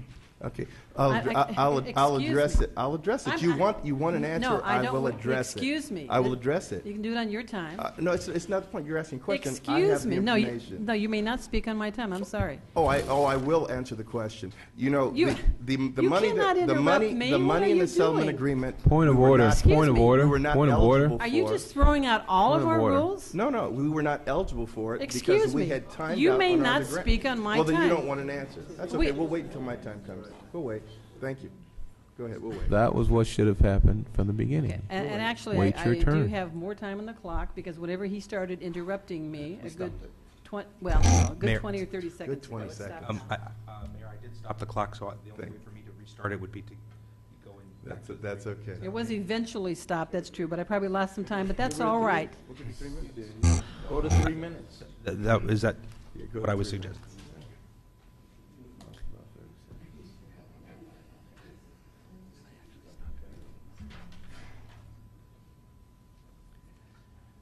I would like to remind the mayor that his role as presiding officer, according to our rules of decorum, is to protect the deliberative process of the council. That doesn't sound to me like what's happening tonight. We are the council. We have a right to deliberate, and we actually have a right to have a difference of opinion without being attacked and slandered. The horrible things I heard earlier just because, I thought the reward should be increased to 100,000? With regard to the settlement agreement, that's been in effect since 2006. There is no new agreement needed to free up those funds. And if you think so, there's some legal issue, then it needs to be discussed, possibly in closed session or wherever in a public session. But whatever that letter was, that has nothing to do with the settlement agreement. And if people think it does have something to do with it, then we have a whole lot to talk about, and it should probably be done in a public meeting. Because that $10 million was a commitment from LAWA to the city of Inglewood for Century Boulevard, 2006. So where are we in getting that money, Mr. Fields? Yes. We have been working with LAWA. There's an application process. It's not so easy that we can just ask LAWA for the money directly. We do have to go to make an application and request to FAA. Once they approve it, then LAWA will be able to provide us with the funds. But there is a process, and Mr. Atwell is working with LAWA and reviewing the process that we need to go to get those funds. So you're saying FAA has to approve the court decree? No, that it's and if you read the settlement agreement, it speaks to a process that we need to go through. But this has nothing to do with sound installation. This is strictly repair of the street on Century Boulevard. I agree with you, but in the settlement agreement, it mentions the process that we need to go through to get the $10 million. And the fact of the matter is that we are working through that process currently. Okay, where are we in that process? I've actually, Keith and I have been... I only have brief limited time. Well, are we going to be able to get our money back so we can put it in our neighborhoods? I can't answer that, but I can tell you this. We are working on it. In fact, I spoke with El Segundo to see where they were at. They're also beginning that process because they also have money allocated for their projects. Excuse me, since I do not believe this gentleman to my left is going to allow me to speak once my time is out, I would like to conclude. And that is, from the moment it was brought to your attention, Mr. Fields, that the $10 million was allocated in the settlement agreement, staff should have been on it immediately to get those funds freed up. Whatever application needed to be done, we shouldn't still be waiting several months later. I'm very concerned. My streets are in terrible disrepair, and I recognize that their neighborhood streets are in disrepair all over this city, and they all need to be fixed. But we've got like 1.2 million or 2 million being used on Century when that money's supposed to go to my neighborhood. District 3, District 1, District 4, that's unacceptable to me. That money needs to be freed up immediately, not later. And now it sounds like we may not even get that money back to go into our neighborhood because we're using it on Century when we should have been using airport money as was allotted to us in the consent decree. I'm very concerned, and I think this council deserves a full report coming up within the next week or two. Mr. Fields, could you do that, please? Thank you. A full report in the public. Thank you. Any other comments?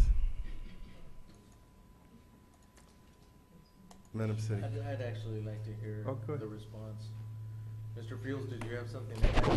I believe that Mr. Atwell was explaining the process that he's going through with Keith Lockhart to, yeah. Right. What we're doing is there is an application process. It's interesting because the settlement agreement from 2006 doesn't really lay out a process. So what we're doing is I'm working with David Esparza, our CFO, who has great contacts with LAWA, to determine the actual process in order to get that money, because it's not, the way it reads, it's almost like it's FAA money, Department of Transportation money, that is funneled through LAWA for those improvements, $10 million of improvements. So we are working on it. And from my time, the last little piece is that, remember, we were ineligible for about $36.8 million in our insulation grants because we had not accounted for where we had spent our money in residential sound insulation. That had an impact on the airport's willingness to go forward with a structured arrangement to allocate even more money when we didn't have an accounting for the money that we had used. It's common sense. We were aware early on, but we had to settle these issues with the sound insulation program before we could move forward. So yes, we did have problems. Yes, they have been solved. I know that there are members of the council that hate the thought of that, but the reality is this. We're going to do 1,000 homes in the next 12 months. We hope to do 1,000 homes in 12 months after that, and we're going to have access to, in a structured manner, the $10 million for Century Boulevard. Those are all good things. I declare to you those are all good things. No matter what someone might want you to think, those are great things, and it's good that we're moving forward. Madam City Clerk. Councilmember Stevens. Aye. Dunlap. Aye. Morales. Aye. Franklin. Aye. Mayor Buds. Aye. Thank you very much. Thank you, Mr. Atwell. Thank you, Mr. Atwell. Thank you, Mr. Lockhart. Okay. Let's see. The DR1. DR1. Staff report recommending approval of a substantial agreement with the fiscal year 2012-15 consolidated plan and the fiscal year 2012-13 annual action plan. Second. 1, 2, and 3. Second. Ms. Thigpen?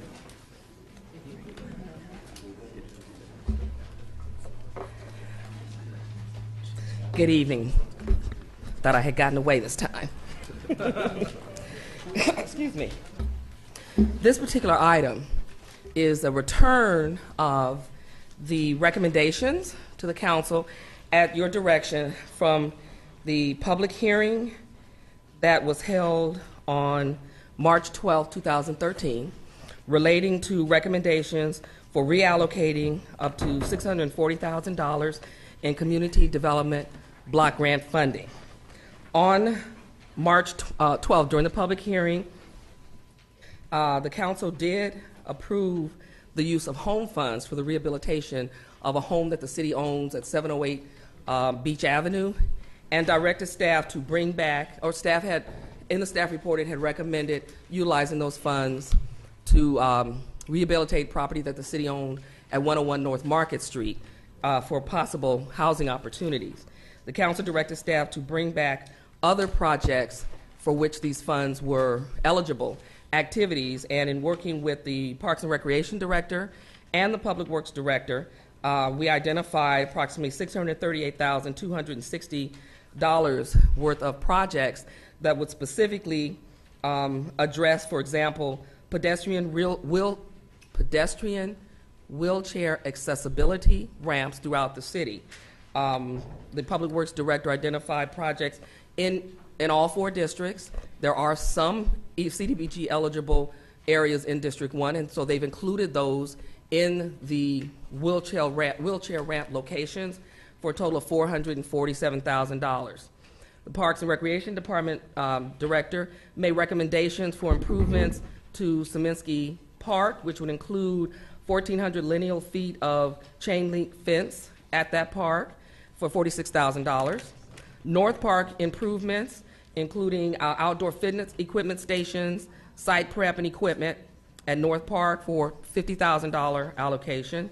Rogers Park improvement project in providing for the replacement of weight room equipment at Rogers Park for $35,000, and installation of a radio frequency identification detection system at the Crenshaw Branch Library for $60,000. All of those activities are CDBG eligible activities. Staff specifically contacted HUD as it relates to the library improvement project to ensure that that project was CDBG eligible, and did receive in writing from HUD that that is an eligible activity for CDBG funds at the Crenshaw Imperial Library for $60,000. That concludes my report. Those are the other projects. Additionally, the council did still have the project at 101 North Market. Madam City Clerk. Councilmember Stevens. I have a question for Ms. Thigpen. Ms. Thigpen, these are all primarily CDBG. Yeah, and the funding must be spent in CDBG block grant areas, correct? Yes. With these funds, correct? Recommendations. Now, here's my issue. On Victoria and 84th, Mr. Fields, 83rd, 82nd, all the way down, I believe it is, to the dead end, which I believe is Jim Bird still here? All the way down to 85th on Victoria. I have 0 wheelchair access ramps there. 0 access ramps in that entire along Victoria stretch. And my issue, as I brought up with you before, is that Ms. Thigpen, and I'm asking you this question, Ms. Thigpen, because Mr. Fields really didn't have an answer for me. Is it possible? Well, you didn't, sir. You said you had to get back to me, and you haven't gotten back to me yet. It's been 6 months. Ms. Thigpen, here's my question for you. Is there any way possible that I can swap out Measure R funds or other street improvements funds with CDBG? Meaning that, are we spending, Mr. Falco, you're the other person around here with the answers. Do you know of areas where I could possibly utilize, where I could do a swap with funds? But first I need to ask Ms. Thigpen, is that possible? Can we in fact swap funds with local match highway funds? Because understand, Victoria and 82nd, 83rd are not CDBG block grant areas. And it seems that I'm pouring all this money into this one area, this CDBG, these areas that are CDBG eligible, yet I'm neglecting the other areas that are not. And though we've just recently held a new census, and I have a larger increasing retirement population that's on fixed income, many of them house rich but cash poor, you're telling me that the areas still do not qualify to be CDBG eligible based upon the census. So what I'm trying to figure out is a solution to where I can, in fact, in this particular instance, you've stated that for District 1, pedestrian wheelchair accessibility ramps are going to be utilized for my district, right? Mm-hmm. Okay. And what I'm asking you in the relationship to this is that, is it possible for me to take my CDBG block grant funds and swap them with another, and balance it out a little bit better? Is that possible?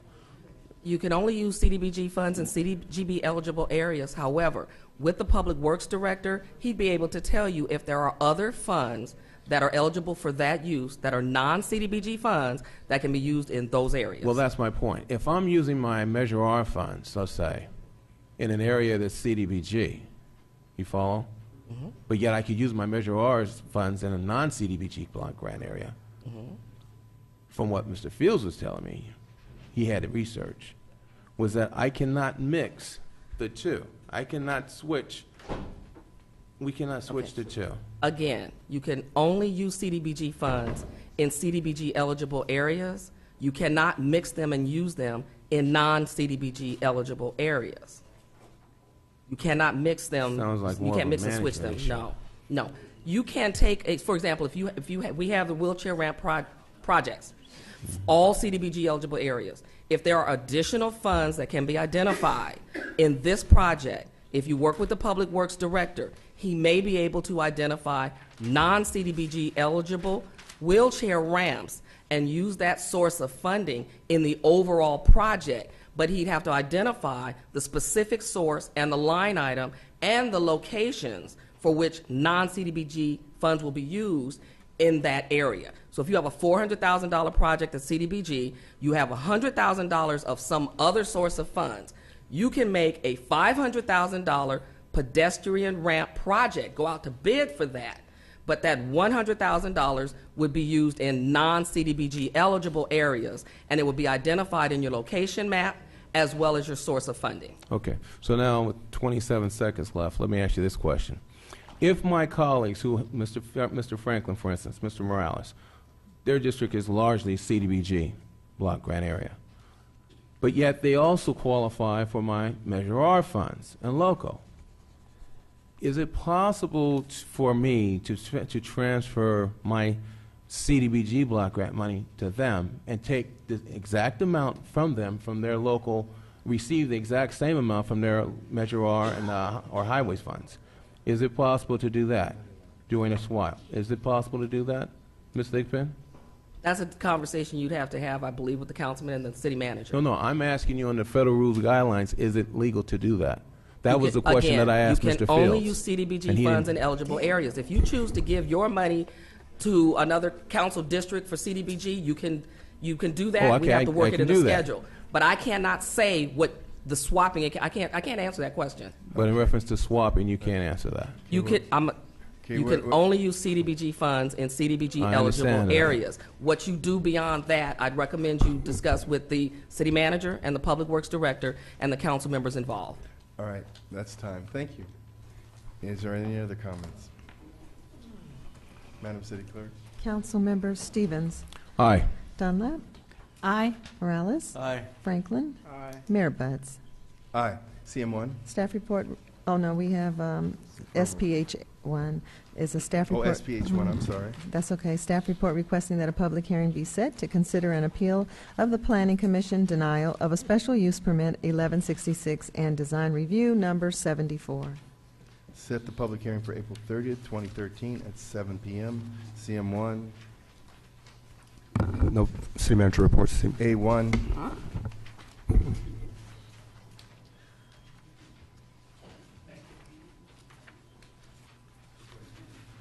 Thank you. There was a CS1, which was a confidential attorney-client privilege, potential litigation, Government Code Section 54956.9, B1, regarding the claim of account temps. There's a request for a motion. So moved. Second. Madam City Clerk. Councilmember Stevens. Aye. Dunlap. Aye. Morales. Aye. Franklin. Aye. Mayor Buds. Aye. Item CS2 was pulled and was not discussed. Item number CS3 and CSA1, there was discussion held and direction was given to staff. All right. Any verbal reports? None, thank you. CC1, Madam City Clerk. Just one, if you could close the meeting in memory of Ophelia Jones, who was an aunt of mine that passed away a week ago. 2 weeks ago, I'm sorry. All right. Thank you. Madam City Treasurer, CT1. Thank you, Mayor. Just like to point out, I did purchase $2 million worth of Freddie Mac bonds, and it was it's rated AAA by Standard & Poor's, Fitch, and also Moody's, and also the composite rate is AA plus. And it was purchased from Stifel firm, and as I mentioned, the coupon on that bond is 1.125, and that bond did settle last week. And also would like to point out regarding bank failures, there was just simply one bank failure that happened in Arizona with assets totaling $45.2 million. And the FDI loss for that is roughly $11.2 million. And the total, bailout banks was roughly 707. And there were 28 that's located in California that did receive the TARP dollars. And the total bailout dollars was $245 billion. And all of the banks that have failed since 2007 to 2013 has been 473 banks, and the total assets of these failed banks have been $694.7 billion. And the loss to the FDIC is $95.6 billion. And also, I'd just like to mention, with regards to the City Treasurer the City Treasurer free income tax program was a huge success. Had a number of folks that called in for tax advice. A number came in for tax preparation, and also tax advice.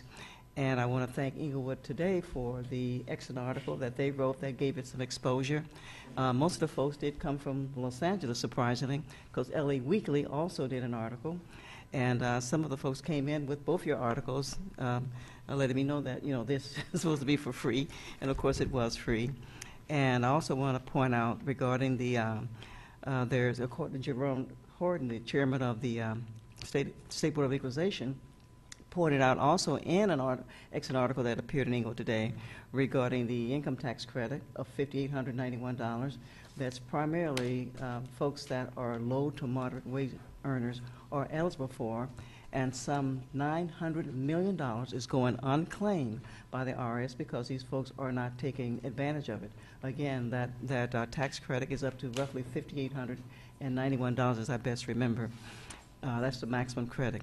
And also, Chairman Horton pointed out that some $15 million in tax refunds are going unclaimed also because of bad addresses.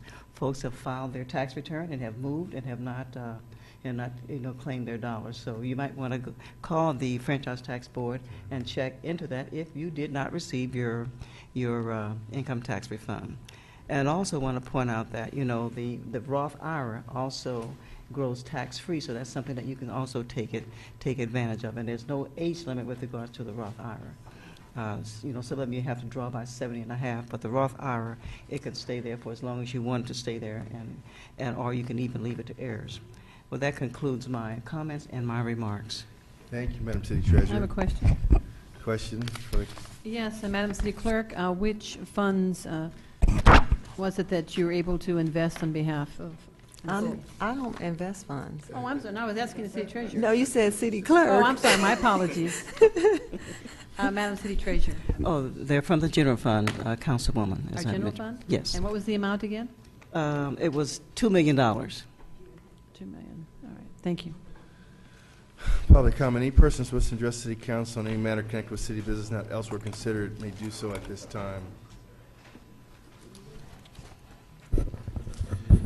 How are you? Stephen Brooks, 1st District. I just walked in here, and the only reason why I'm here right now is because we have an emergency situation on my block, whereas yesterday the city was notified. We have an outage on our block, Mike. All the seniors are calling me because, you know, I'm in the block club. I have a gentleman next door on an emergency oxygen tank.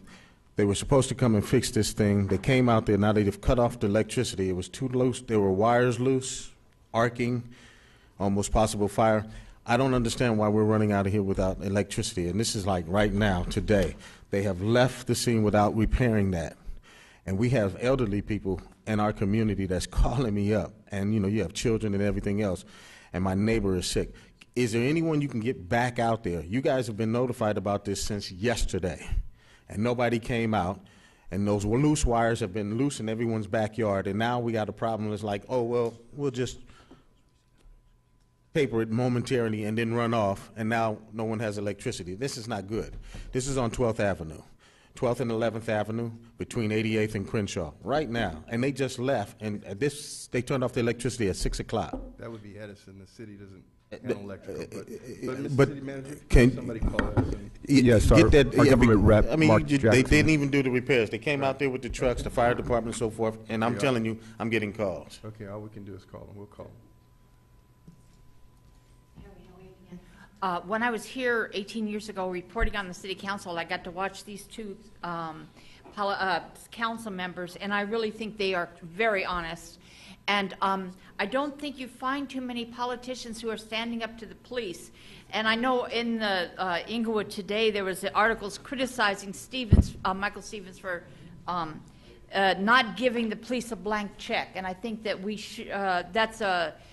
I'm wondering where, you know, there's a lot of consumer groups out there like Chuco's Justice Center, which is, I guess, right on the borderline of Inglewood, and I'm wondering why aren't they supporting Michael Stevens? He's taken a position that's not very popular for politicians. Anyway, I've actually talked to some of them and asked, why don't you get out there and support him? There's your perfect politician you've been waiting for.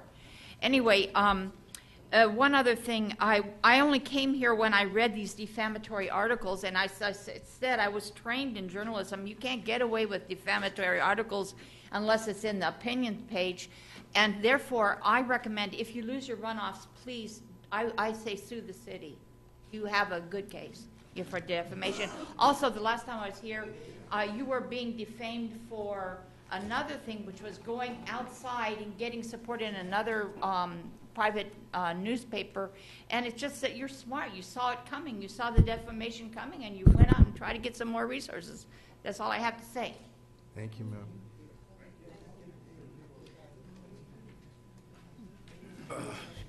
Alfonso Parker Jr., Vietnam veteran, 6667. I'll wear you out with it because my credentials, a conscious objector. I'm glad, I want to get back to you. I'm glad you're a Navy man and you went through your training, because the young man here, he's kind of young. He's one of the, what Paul Ryan said, the Republican vice president, the young guns. They know nothing about military service or anything else. But by you being where you are, I've said it over and over, there's money out there in them damn hills at that VA out there. You got veterans out there that people are creating jobs for themselves at 10, 20 cents on the dollar. Their dollar could be child support payments, spousal support payments due. They could be spending money in Inglewood here, living in housing, paying taxes. But because we got a lot of advocates and nonprofits, and some of them are doing good, don't misunderstand me. I'm just talking about the VA. That's what I deal with. Okay? Now, that being said, maybe you can pull Youngblood's hotel, being a Navy graduate and all that, and working for the city, you know, finding money and dollars. Since nobody seems to hear me and they think it's a joke, you need to pull him aside and talk to him because it's in his district. Okay? The other thing is that I'm against nonprofits for veterans, advocacy, every spend doctors. The only thing that can save a veteran is in a ambush is himself. First of all, you never walk in one, but should you find yourself in one, you better raise up out of there, because the purpose, objective is nobody comes out alive. I have an organization that I meet every Friday night now. No money, no nothing. And I'm not a lone wolf, ladies and gentlemen. Florida, Ohio, Texas, Nevada, we're doing it for ourselves. Since you can't do it and get that VA straight in the executive branch, we're going to raise up out of there on our own. We can talk for ourselves. We don't need you people to talk for us. I have meetings every Friday night, 7 to 9, at the Justice Center right here on West Boulevard in Redondo Beach. Come check me out since you're a Navy man and see what you think about it. I got phone connections and everything all across the country.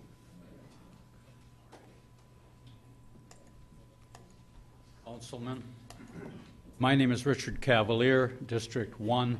I would like to save the city a lot of money for a lot of years. A little bit of background. As a lifelong or career-long writer and corporate trainer, I've learned a lot of things which people have said is none of my business, and probably they're right, excepting that I know it. Now, one of the things that I do know is that at Michael Reese Hospital in Chicago, in the late 50s, Reverend Holderby developed a human relations program which the hospital found saved money.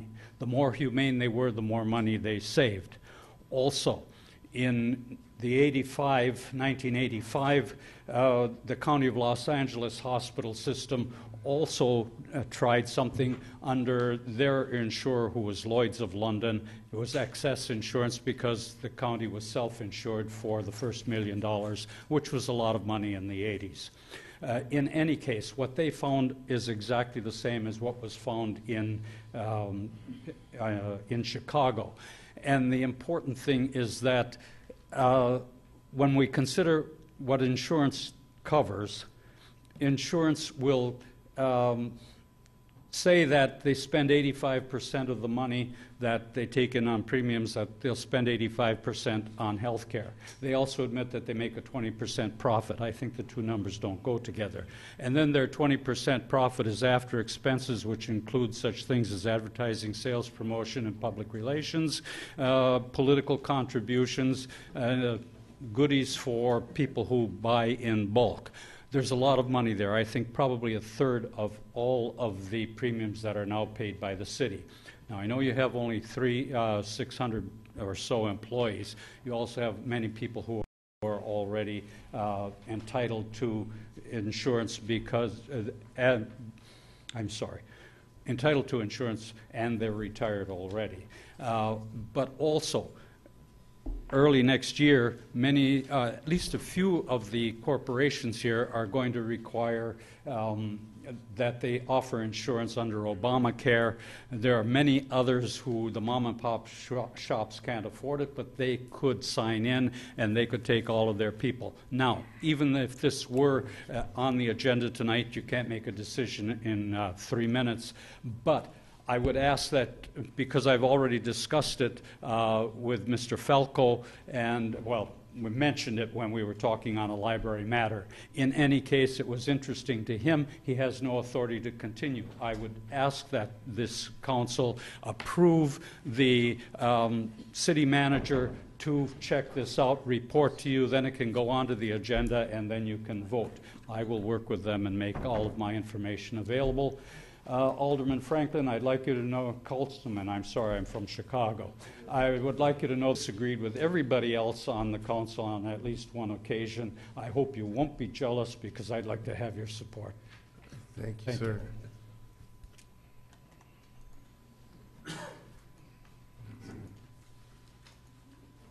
My name is Omar Baldwin, and I'm a political science major at CSUN.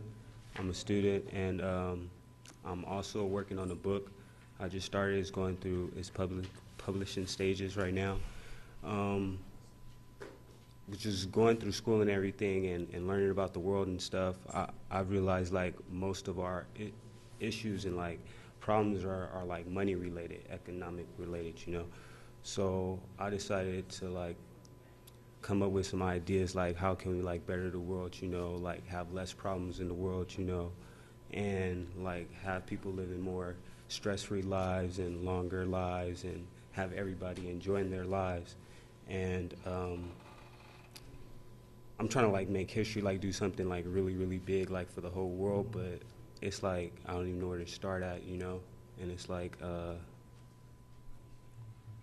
I'm trying to come to the mayor and like everybody else here, because it's like for everybody I'm trying to like create something new, you know, like a new world, and just so we can like live a better lives and stuff. But it's pretty like strategic and everything, but I have to be really patient and be really slow about it. But I'm trying to do it really fast. I'm just trying to create peace on earth, and like what I'm trying to do, I'm trying to create it like as fast as possible so we can like live through peace and like have like a more stress-free life, because I believe if like we have like a stress-free life, you know, like we can probably like live longer and some stuff, you know, or we can like enjoy life a lot more. We wouldn't have to like sit through these meetings all day. Like we can like just try to get rid of government, but it's more strategic. It's like a whole plan and everything. Like it's all written down and bullet pointed and everything and stuff. And it's just like I have to like sit down with the right people, the right person, or whoever's like in charge, you know, so we can sit down and really talk about this stuff and like really find a way to execute this plan. So peace will be like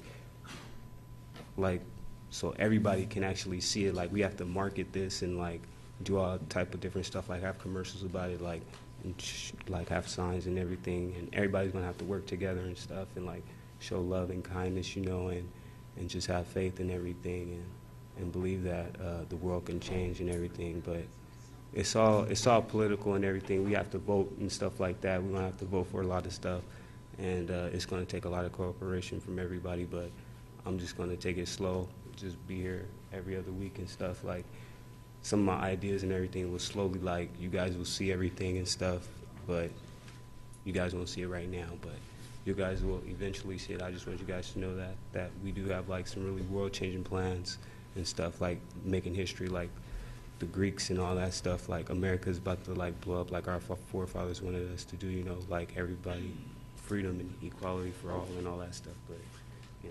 Thank you. Council, I have documents for the council. Right there.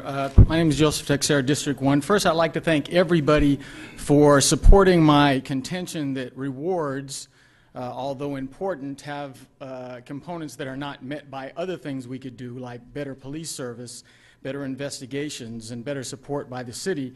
Unfortunately, the people on the board didn't say anything about supporting that. As far as raising the rewards or as far as any other money matters, you know, it sounds like it's a lot of money, but I want to remind you that just in the last 6 months, this city paid $1 million to the family of a woman who was killed by an IPD car just driving. The car just hit her, killed her, and now we paid her $1 million. $1 million, and that's not even counting all the settlements that we've made to the family of Kevin Wicks and the young man that was shot right in front of rallies because a police officer from IDPD was so unprofessional that all he did was hear gunshots and he starts firing through his own window, kills a person and injures 2 other people, and then 3 months later he kills Kevin Wicks. That's $5 million between the 2 of them. And what Councilman Stevens had mentioned is as far as the gathering of evidence, and by the way, this is still sitting up here, I don't know why, the gathering of evidence, that's the same thing that happened to me. I called, said that I had evidence there. The police just drove by until I actually went out and picked it up. Then they came out and apparently, from what I heard, picked up a bullet shell. Now, as far as what Councilman Dunlap has said, it's correct. After Donovan Jackson, which we also paid money to, we created the police commission. Unfortunately, recently, and I haven't heard anything from anybody here, the police commission's budget was cut from $45,000 to $10,000 per year for a police commission that is supposed to be overseeing all the complaints from the police department, which, of course, the Inglewood Police Department is the biggest single budget item in the general fund. But we only care about trying to monitor police officers $10,000 a year? And nobody ever said anything. Not one of you said anything when that budget was cut. Now, I've come here many times explaining that when my neighbor's young son and a friend was the victims of a shooting, Inglewood repeatedly refused to investigate the item. And, you know, this is right here, the documents that I'm giving to you showing that I've submitted a request for public records about that, not specifically, 4 times to the city clerk's office. The law says you have to respond in 10 days. I haven't got anything. So if the mayor ever says I've spent 37 years protecting the law, that's a lie. He knows the law is being broken, and he's not doing anything. He knew it before, then he gets up and goes, oh, I was told that we didn't have any. Well, here's a request right here. It's been filed 4 times with the city clerk's office, and the mayor says nothing. He knows the law is being broken, and he's all right with it. Thank you, Mr. Teixeira. Appreciate it.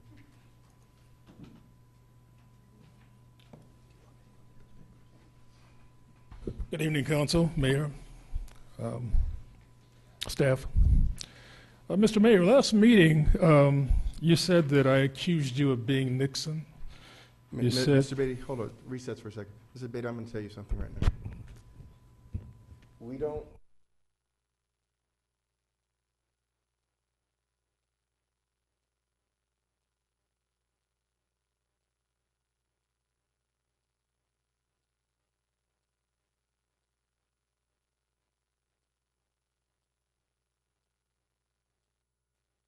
you know, the dirty tricks that you did. You don't want to hear about that, I'm sure. But anyway, one of the dirty tricks was Inglewood Today, and you said that you weren't going to give them any money. You told us that.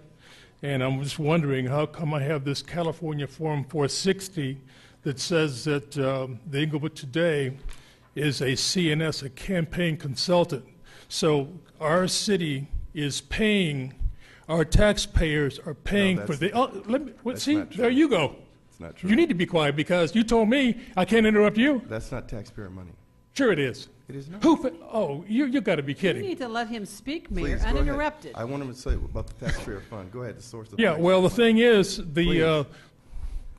you going to let me talk? I said go ahead. Yeah, but you're I can't interrupt you when you do your 5 minute, and you just, Go ahead. walk all over yourself. But anyway, yes, Inglewood today is being paid by city funds. And so it looks like you're robbing Peter to pay Paul. So you're going to pay him off by having him being a contributor to your campaign. And this is Form 60, Schedule E, and it says name of filer, James Butts for Mayor 2010. I want you to deny that.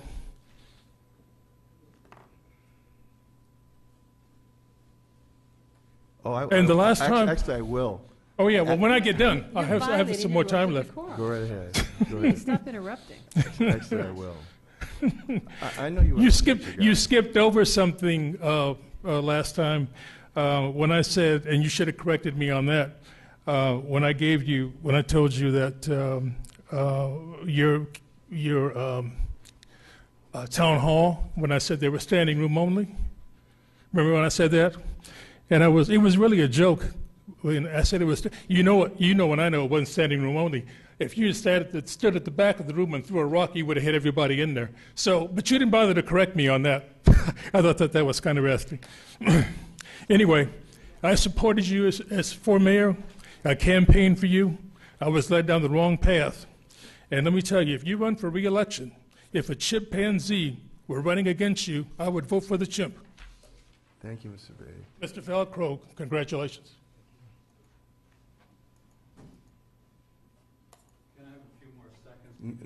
No, Mr. Cavalier, no, we can't, sir. No, I just want to let you know it's not my deadline, but if you ultimately Mr. Cavalier, it has to be operating Mr. by Cavalier, January you can't do this, sir. Good evening, Mayor and City Council. I'm going to say something that might sound real trite, but I hope I'm good with everybody. I don't come on this dais to attack anyone. Just a concerned citizen. I got opinions. But I do have home training, just speaking for myself. Last week we had an election, and I did my civic duty to participate, vote, and I actually worked a poll, as I'm always willing to do. Thank you, Madam Clerk. And, of course, I'm at your service for the runoff. And with that, I'll just say the word that I come away with that election is, sadly, fear. I fear we'll never learn. 8% voter turnout. People, you got to think more of yourselves than that. I mean, you're letting less than 10% of your body decide your destiny. Decide who's going to represent your council seat. Decide who's going to be your mayor. Folks, that's not democracy. You're literally surrendering to dictatorship. And I vote every election cycle. If you want to surrender that kind of power to me, oh well, I vote for 9 of you. And also with fear, I have to say, the 2 measures that passed, I don't fear the present. I fear the future. Our clerk is a person that I don't have any qualms with, and she's had accusations slung at her for years. But someday, she's going to say, you know what? I'm going to retire. I'm not running again. If I'm still in this town, who is going to replace her? And can I trust them to be fair? That's the problem I had with those 2 measures that passed. I don't have a problem with the clerk, just as I don't have a problem with our treasurer. If anything, she's accused of being too conservative with the money. She doesn't risk anything, and I like it that way. But someday she's going to say, I'm retiring. Who's going to replace her? We don't know. And I hate to say the word fear. So with my last 14 seconds, quickly, people, here we go again with the runoff. Can we please have some fair and balanced debate? Can we? Can we be adults? The mayor's right.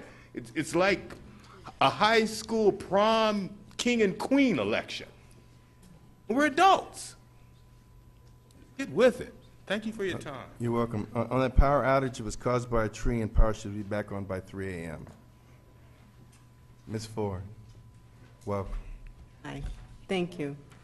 I will never come to the city council to bash anyone, and I hate to see it, regardless what my feelings are when I address the city council.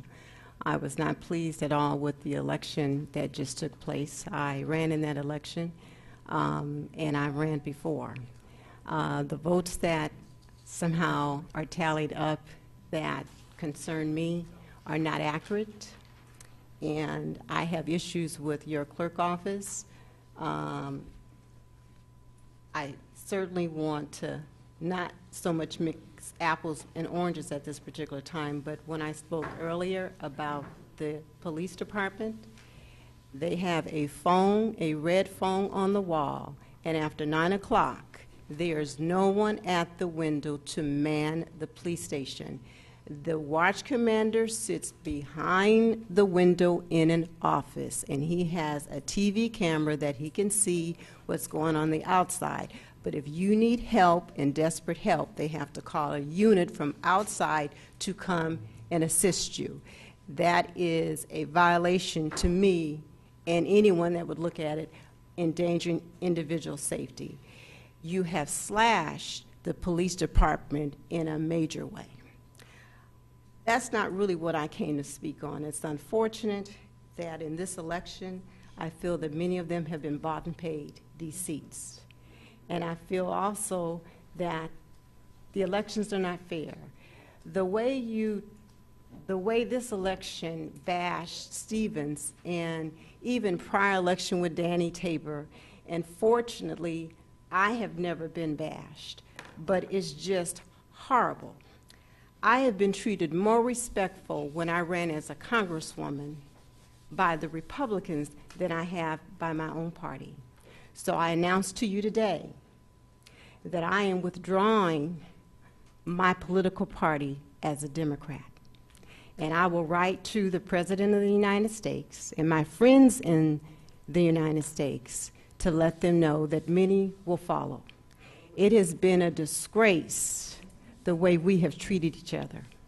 And our forefathers and my grandparents and many before me died trying to vote. And it hurts me to say it, but I have no choice but to say it. I withdraw my political party as a Democrat. And I hope that things will work out in this city. But I will say Paul Echols, who was the city manager, you never had to complain and call and ask for your trees to be trimmed, nor your streets to be paved. But you do, and you have with, unfortunately, the city council. It's nothing personal, it's just there needs to be some changes. Thank you for allowing me to speak, but my heart is heavy because I know I don't get 76 votes and 110. I get that just going one block on my street to get on to be nominated.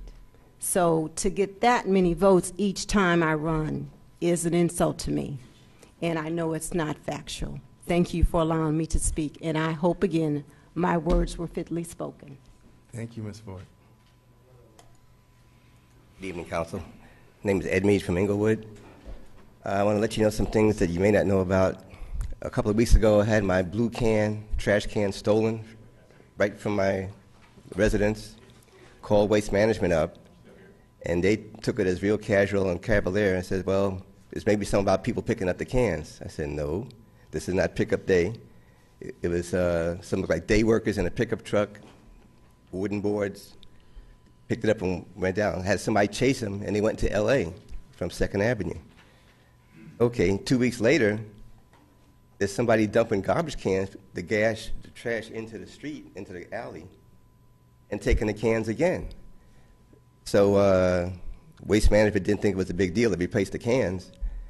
And so I think we should have some more patrols in the alleyways. This is broad daylight. And when these policemen finish their calls, run down the alleys, broad daylight, and maybe you don't even get in police patrols in alleyways. So that's my comment and complaint. I don't know if it's going to happen to the other districts. I'm in District 1. But the people who are selling these cans, there should be a crime for people selling these cans. I mean, it's city property, and somebody's recycling them and melting them down and doing something with them. And there should be a crime for the people receiving these cans. And that's all.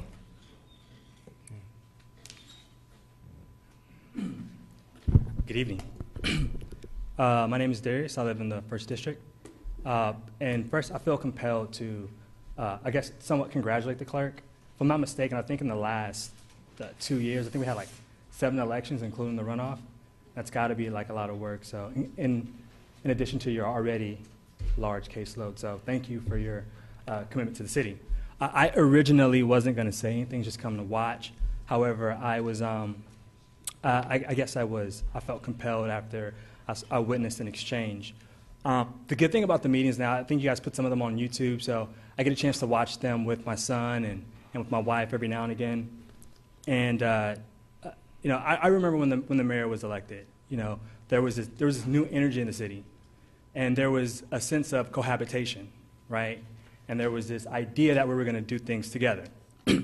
Granted, and I'll be honest, I'm only speaking for myself. You know, I didn't vote for you. I will next time, and I'm thoroughly impressed. But let me just say that I've worked campaigns in the city before, and I'm not David Axelrod, I'm not David Plouffe, I'm not the ultimate political strategist, but I do know one thing.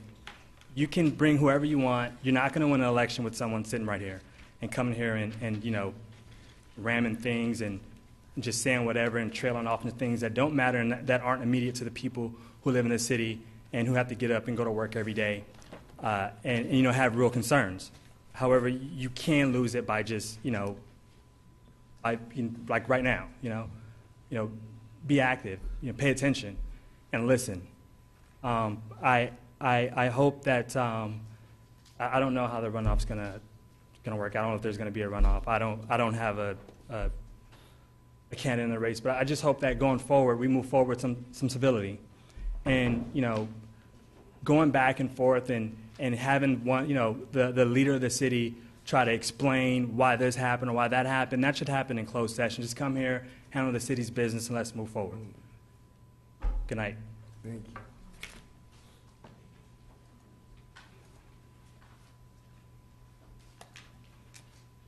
You know, it's amazing. My name's still Diane Sembrano, but I've been in city council meetings since some ungodly hour this morning. I actually do that LAWA thing. How about that? None of you were at the Plum. You weren't at the TCC or CTT, whatever it's called. I spent 5 hours in the presence of Gina Marie Lindsay, the executive director of LAWA. My group will be going forward with a lawsuit, and we will be joined by several other cities. I don't know if this one will be one of them, because my group actually cares about the community's impacts by LAWA. You know, it amazes me that when I come back to this city, some woman out here decided she ought to beat me up. She actually threatened to. I told her, that's cool. That would be assault and battery. Go ahead. It's amazing what kind of behavior has come under this administration, because there is not a question in anyone in this city's mind that I and Ed were friends, nor were I and Roosevelt. But I have never had the unkind, thoughtless, inconsiderate, rude, threatening comments as have come to me in this election. And I did not have a horse in this race. Roosevelt Dorn himself called me, knowing I opposed him, to sit in on reviewing ballots when Hermanita Harris was here. I did it for Ed, even though he knew I was not in his camp. And yet, this race, this fearless leader, this candidate, and that candidate, all think that they can abuse me to vote for them, guess what? Ain't working. I guess now the opposition to the sitting majority will now have my support, and that's unfortunate. Anyone can catch it on a Ustream 1061. I've not made comments. Guess what? I will now. Because when you decide to attack people at this microphone, when it is decided that people at this microphone must be silenced, then obviously we need the people to see what sentiments of the genuine community that have a different opinion believe. That is what this country is supposed to be about. It is not un-American to oppose he who has the big chair. It is not. And I'm saddened that apparently this chair thinks it is. Thank you, Mr. Brown.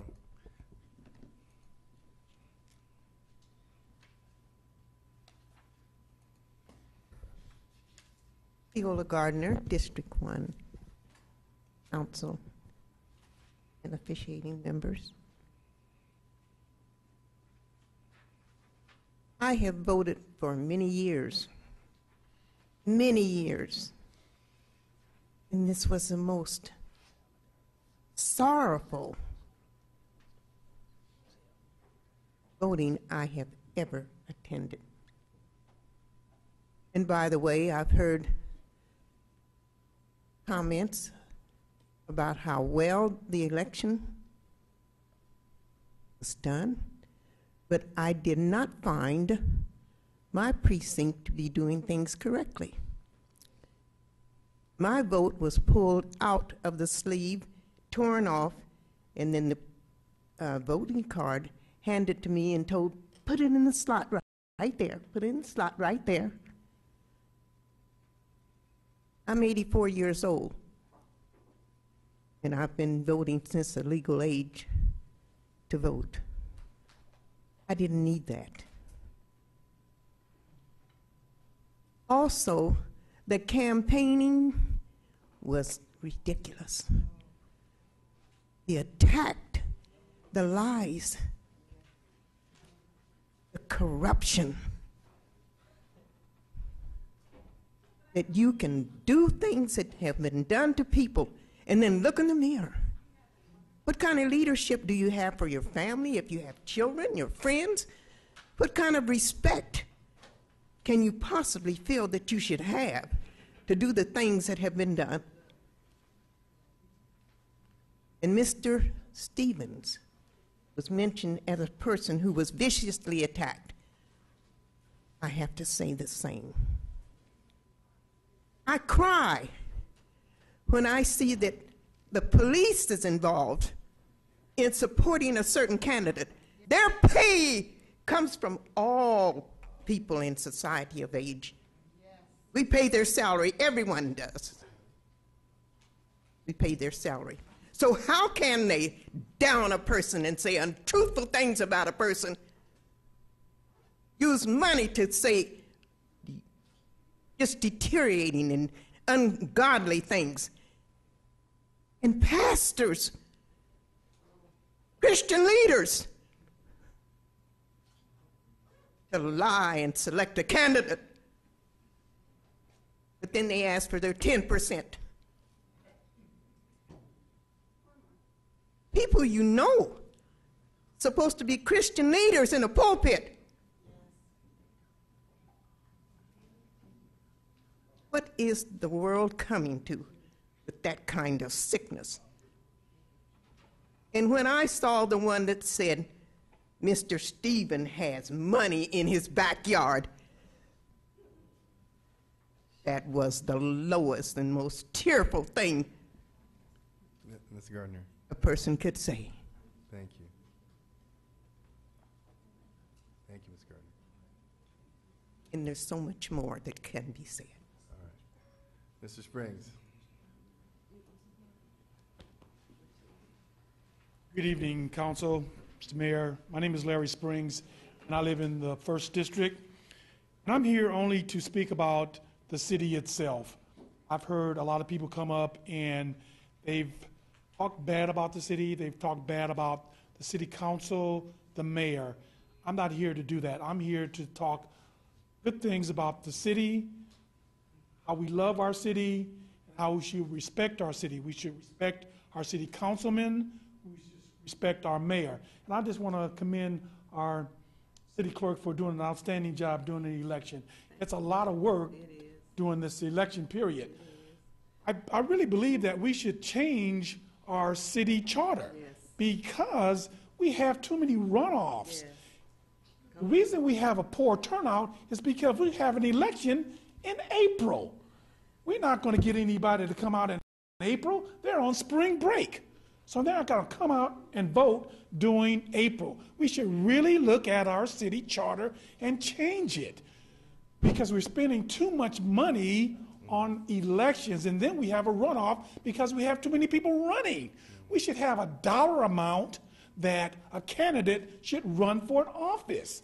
If they cannot meet that, then they should not run because we have too many people running, and then we're splitting the votes, and then we're coming back and running again. That is unfair for the candidates that are running, who are legitimate candidates who want to really do something for the city. The other candidates are just there. They're not really serious about being a candidate and doing something positive for our community. Again, I am not here to bash our community. I'm here to say I love it. I love the city council members. I love my mayor. I think the mayor is doing a fantastic job. The mayor has actually balanced our budget. Did you guys know that? He balanced our budget. Our budget was not balanced prior to the mayor coming on board, and he, along with the city treasurer, who actually done a fantastic job. So they should get an applaud for actually doing a fantastic job, actually putting everything back with the city. And if you keep working with the city, then you can find out that the city is going to be going in the right direction. You need to get off that little bandwagon that you're on and support our city council members and the mayor. Thank you, Mr. Spring. Larry Spring. Good evening, Mayor, City Council, and staff. I guess I'm the last one. I'm not happy about this past election. And I'm following up on what Mrs. Gardner said, because I had the same thing happen to me at Warren Lane Precinct by the gentleman who was collecting the votes. I did contact Mrs. Horton regarding it, and she was kind enough to let me know she was looking into it. But it's all in the past now. There's nothing that I can do about that. But this is the second time that I voted in Inglewood where a precinct worker pulled my ballot out of the gray sleeve to look to see who I voted for. Now, I have no idea who his candidate was, but I think we need to vet these people. If they don't know how to receive a ballot and put it in the black box after they torn the top of the stub off, they don't need to be working in the precinct. They don't. Or they need to be educated. The other problem I had with this election was the non-transparency of WMP. People in Inglewood, I've just come to the conclusion the majority of them don't read. Because if they did, they would see that they were cheating themselves when they voted for WMP. That's the neatest way for any group to hide things from the people they don't want to know what they're doing. There's no transparency. I was told it was done to save money for Inglewood. But if a person wanted to come to the city clerk's office and ask for a printout of the initiatives, that's still money. You have to do it. So there were just so many things about this that I was upset about. And I agree with Mrs. Gardner the inflammatory, degrading kind of things that were said about the first district city councilman. Total lies in newspapers that were distributed to homes, and they were total lies. I didn't see that happening with anybody else on the dais. Maybe Ms. Dunlap. So we need to do a lot of work in Inglewood, because as far as I'm concerned, if it keeps going like this, we are going to be known as the corrupt city of Los Angeles County. Thank you, Ms. Sloan. You're welcome.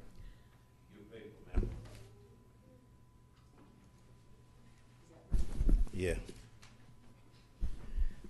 My name is Willie A.G., and I live in the beautiful city of Inglewood, and I'm proud of it. I want to say this. Ms. Horton, you are a treasurer. I work the polls. Poll watcher. Let me tell you something. This was one of the finest elections I have ever witnessed. You bent over backwards yesterday. You worked your fingers off to make sure that every vote was counted and counted correctly. I commend you. I appreciate you. Thank you. I don't see how you was able to stand up from 8 o'clock in the morning until 12 o'clock last night, and with a smile on your face, and all of the harassment that you had to go through with. Thank God it wasn't me. Boy, people would have been going out of that head first. Absolutely. I commend you totally. I'm proud of you. I'm just as proud of you as I am of Council District number 4, number 3, and the mayor of this city. I'm proud of you people. And I can't leave my cousin out, Ms. Wanda Brown. And your staff is fabulous. Yeah, that's some good girls. They worry about when you decide to retire. I'm gonna tell you something.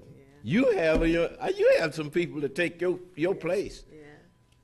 And that's a fact. I just hope the election that we're gonna have in June turns out well. I hope the candidates will be willing to debate so the people will know what they're about. I went to at least 3, 4 debates. 2 council people wasn't there. That's bad. That's terrible. The people should know who they voted for. Maybe that's why they don't come out. I want to congratulate this young lady here. I'm proud of her. Thank you.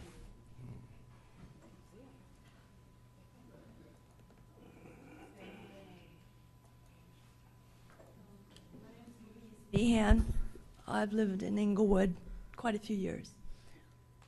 We're still a democracy, and for anyone to suggest that the number of candidates should be limited or that we shouldn't allow runoffs, I think is outrageous. Outrageous. It's unfortunate that people didn't show up to vote, but that's their responsibility, and they're shirking it. They're not here to watch what's going on. Nothing is perfect. We should be here to watch. Now, I was an observer at 2 precincts. And the first one was a lot of dirty tricks. But one incident, one voter came in to vote, and the inspector was absent for the moment. she was dealing with another dirty trick. But the two people that were there at the table said, well, you know, you received an absentee ballot. And he said, I don't know anything about that. And they decided that he didn't have to surrender his absentee ballot. They just let him vote at the poll, and it's marked VAP. And so the elections were not, at least the precinct workers were not. I'd like to come forward as an old friend of the council, too. For at some point, every single person sitting in front of me, I have played a key role in either the initial election or re-election of every one of you. And right now, left in this room, I'm probably the last man standing that in 1996 argued against a whole throng of people to make sure the council got paid. So yes, I've had a long career of being friends of the council. And I've also been friends of the city clerk. But I only have one question, and I don't think it's that provocative. It's fascinating. In a city with a population of 109,000, how in the name of heaven did we accumulate 61,000 registered voters? That must mean every 1.2 people is registered. It is brilliant. 61,000 registered voters in a population of 109,000. Magic. Okay. Mayor. Mr. Fisher. Mr. Fisher. Thank you. That's Leroy Fisher, the 1st District. First off, I want to thank those who voted for Leroy Fisher. I didn't get any information out there until Thursday, and the vote was held Tuesday. So all those votes that I did get, I want to thank those who were so gracious. Now, I watched several things this evening. To begin with, congratulated the people from the library.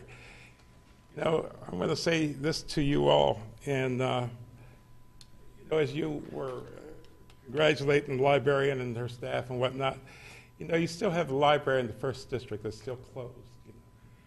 You have all this money that you them get, and to me, if you got your salaries, maybe you could open those libraries for the children that you so graciously talk about, even as to this evening. The gentleman talked about having his trash can going through.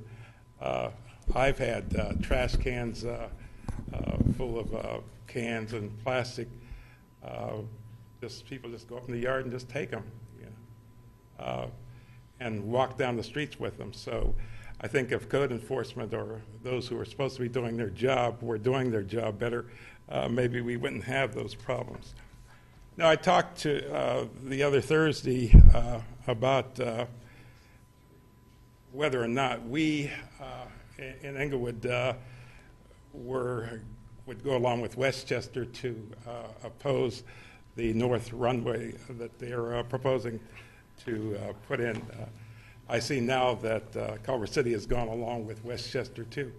I asked you, and I asked all those who were here, what position Inglewood was taking, and I don't know what you, Mayor Butts, number one, I congratulate you them to get those monies back to insulate these homes that they're proposing, and I hope that you can get the 100,000 homes done in this next year. I really do, for those people who need that service. But like I said to you then, if this north runway goes through, then it's going to impact even more of us. So I still wonder where you stand, and all of you, and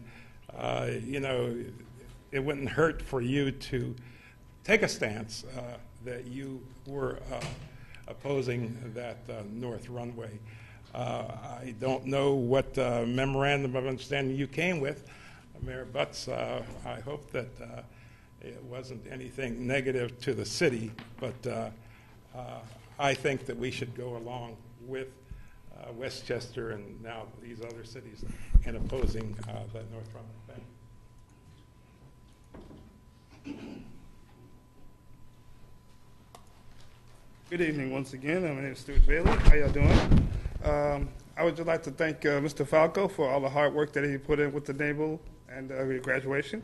Congratulations for all your hard work and the dedication to the city of Inglewood. Thank you, sir. City Clerk, thank you for running a very good campaign. You know, it's part of what you do every day. So thank you for your hard work and diligence. And I just want to tell you I had a situation that happened over the weekend. I was singing in my house, singing very good. And all of a sudden I got a knock on my door. I opened my door.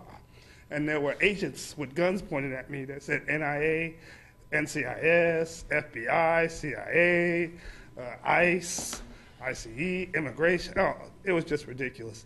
And I said, sir, what's the problem? They said, we have a complaint that somebody's being terrorized in your house. I said, there's nobody else in here except me singing. They said, well, we're going to have to write you a citation. I said, a citation for what? Impersonating a singer, sir. So I said, okay, when will I have to go to the court on this? They said, if you stop impersonating a singer, we will drop the case. I said, well, I guess I will. But next time, please send the POLICE, because I can spell too. Thank you, and everybody have a beautiful and great week. Oh, Jesus.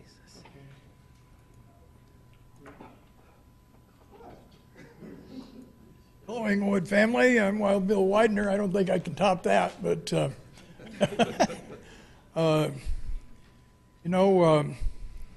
you guys were talking about those rewards. I think they work myself for the simple reason my daughter got one. She witnessed a murder over on Century Boulevard, and she got $10,000 out of it. And she was sick and probably needed the money. She's over in Inglewood Park Cemetery now. But and I got a couple of grievances. One, the trash trucks, okay? We got the trash coming by all the time, and they and all that stuff, and they haul the trash away. That's what we need.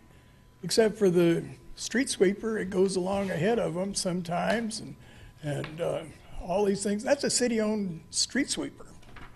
I would think it should go by after the last trash truck goes by. Maybe they start too early in the morning. You know, we got the no parking until 3 o'clock, right? And so they should have plenty of time to do some rescheduling. And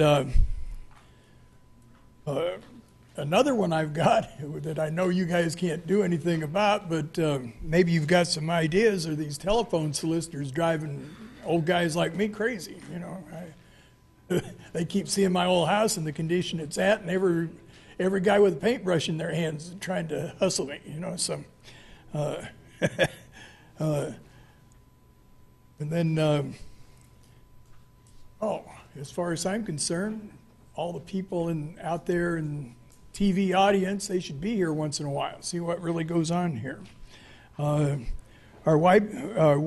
website site says that we've got 150 block clubs in the city, and I'd like to get a list of the block clubs and who the captains are. And then we've gone into some of this water repairs in part of the city, and they did some over my neighborhood, and they put the little note on the door and everything, and I forgot about my old hot water heater being like it is, and when they turned it on, it started leaking and stuff, so I turned the pressure way, way, way down, and it has stopped temporarily. So if you got an old hot water heater or some old plumbing, and they start doing some work in your area, and you put that note on the door, you probably ought to shut the water off until after they're done, and then turn it on real slow, because otherwise it purges the system. It's like a big hammer hitting, bam, you know, to all your plumbing. And I'm opposed to the north runway. Do everything you can to keep it from going north anymore. Thank you. Okay. We close public comment. Council comment. Councilman Stevens. Yes, ladies and gentlemen. Well, first, colleagues, I'd like to ask that we adjourn the meeting this evening in the name of, and I was asked to do this, in memory of a longtime resident of 43 years and great member of our community, Maxine Diane Watkins. She passed away last Thursday. And so I would ask that we adjourn the meeting in the name of Maxine Diane Watkins. Now, I would just like to say this to everyone. Let's start with the first person that was up. Ms. Ford is correct. In reference to the red phone. I've seen the red phone, but I did not really recognize what it was actually for. And she's also correct that the watch commander's office is further to the back. Colleagues, I think that we should, if nothing else, ask that the special enforcement officer that is on the daytime shift, that he should be assigned to the nighttime shift, to the evening shift. Because oftentimes the watch commander is in other areas of the station. Remember, our station has 3 floors to it. He could be anywhere. He doesn't just stay in that office. And to ask that the person who is in charge of the entire station be the person to be on the front line just seems a little bit ridiculous when we have other officers who are on a lower rank, lower pay grade. They should be on the front line. I remember a story my mother told me back when I was very young. And I know all of us feel that our parents are beautiful, but my mother was attractive. She was being followed by a person. This is back in the 60s.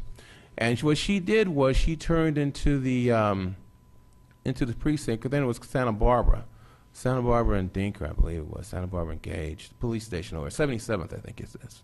No, it's not 77th, excuse me. 77, anyway, but it was on Santa Barbara. And she pulled in there because a person was pursuing her, was following her.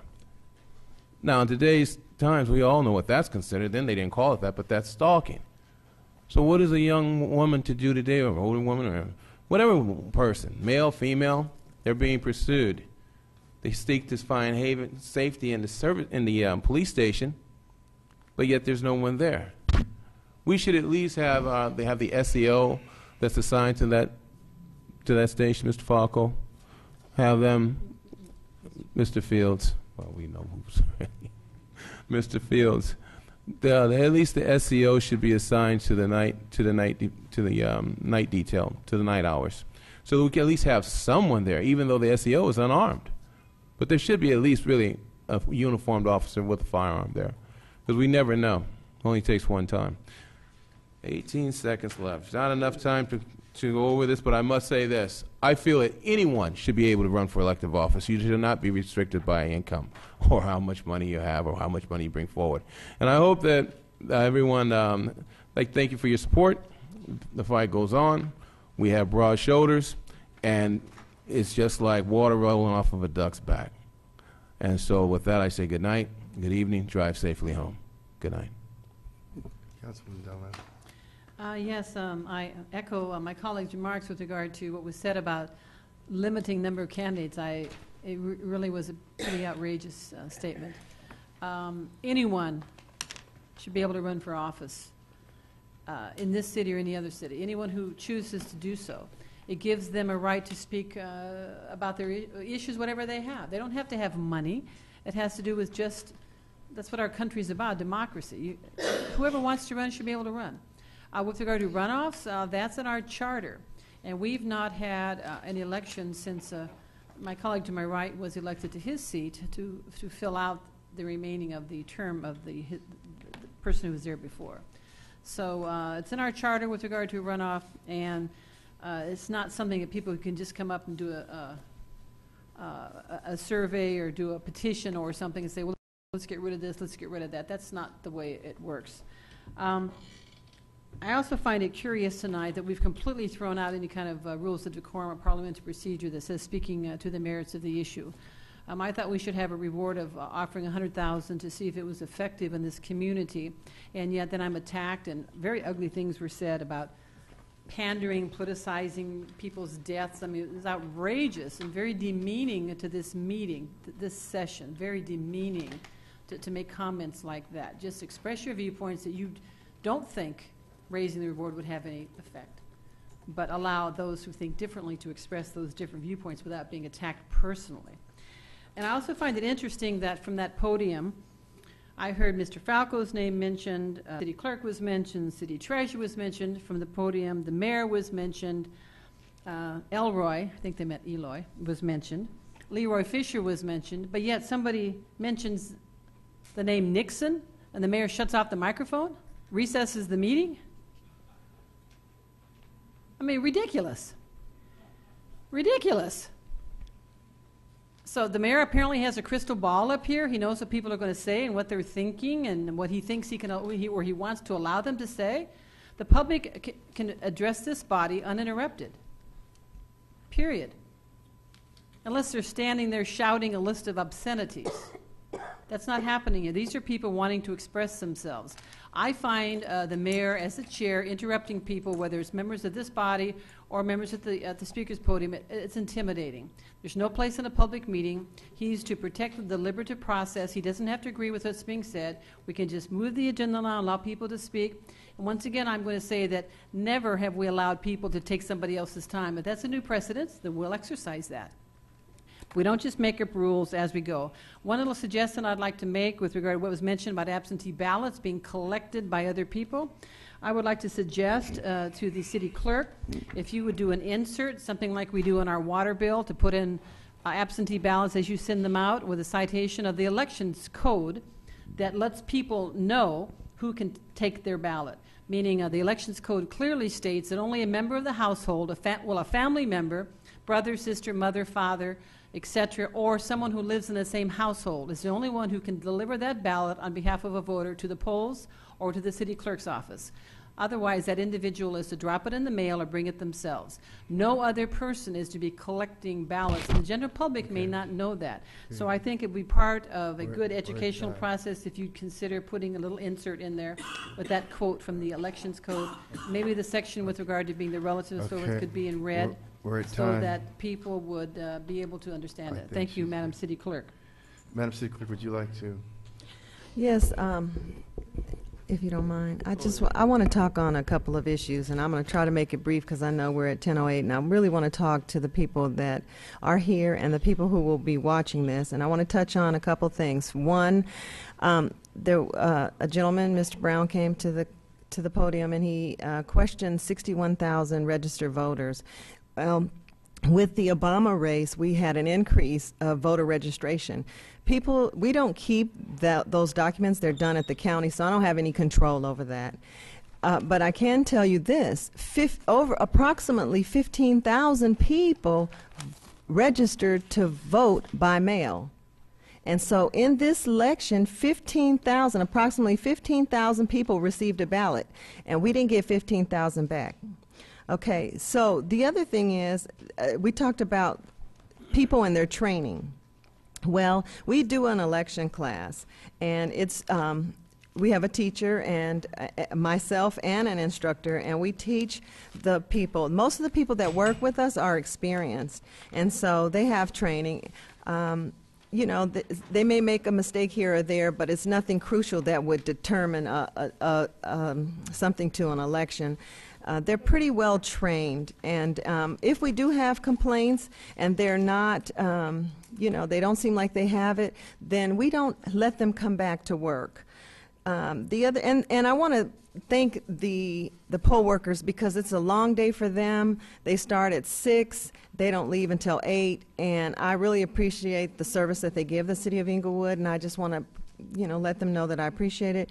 I want to talk about the measures, because a lot of people come and they make, not a lot, let me rephrase that, one person made a comment, and the measure is a good thing, and it saves the city money.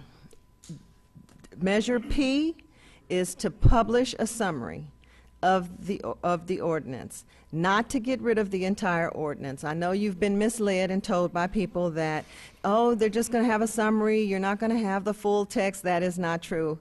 The ordinance remains the same. It's for publishing purposes only. When we have to publish a salary ordinance, it costs $6,000, and that's the deal. So, and the comment is that, well, when somebody comes to your office, they gotta pay anyway. What, 10 cents a copy? That's nothing. So we need to save the city money. I don't understand how it is that when you're trying to save the city money, that's a problem, and if you spend money, that's a problem. Okay, I don't get that. So, and W is a democracy. It allows for the majority of the vote of the council and not just one person. The other thing that I want to talk about is slander and mistreating people. I've been here 10 years, and talk about slander, I could tell you about some slander. I've been slandered. Yesterday, I was totally abused, disrespected. The process was disrespected. It was like, I don't want to hear what you have to say because I want this. This is how it's going to happen. It's going to happen like this. This is, Ms. Dunlap mistreated me yesterday, and I'm very disappointed. And it's not funny because Mr. Stevens did it too. It is very true.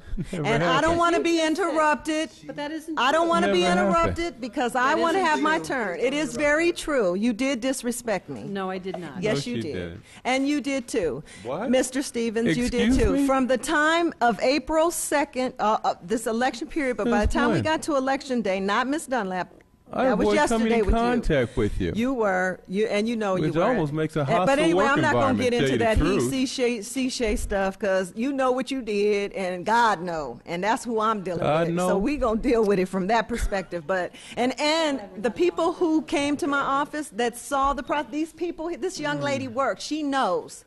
Really? Okay, there's people. I have witnesses. Thank so God it's for not like audio I'm tape. just saying that. And so anyway, and they keep interrupting. And I but see see, that. but when I it's see that. what I found in this city is that when it's their turn, and you say something, that's wrong. But when it's my turn or somebody, the mayor's turn or the Councilman Franklin or Morales or whatever, then it's right. And that's not right. We should be, I agree with Ms. Dunlap, it should be even all across. But let's be truthful. I was disrespected, and I felt, and what I feel and how I receive something is valid to me. It's valid to me. You may not feel like it because you do it so frequently that it's a habit. That's how I felt. And it's not funny. It's not funny that you go out and slander, oh, they messing with the votes. Can we watch them take the votes from the office? We got 2 power attorneys that we had to bring into this. Ms. Dunlap probably paid for her own, but the city had to bring in one. Of course I did pay for it, and if you believe that my Okay. having an attorney that was disrespectful to you, then no, I'm sorry. I never said that. I'm talking about we had to have attorneys there because of the behaviors, because of the slander upon me and the office. Why would you have them there if you didn't think that?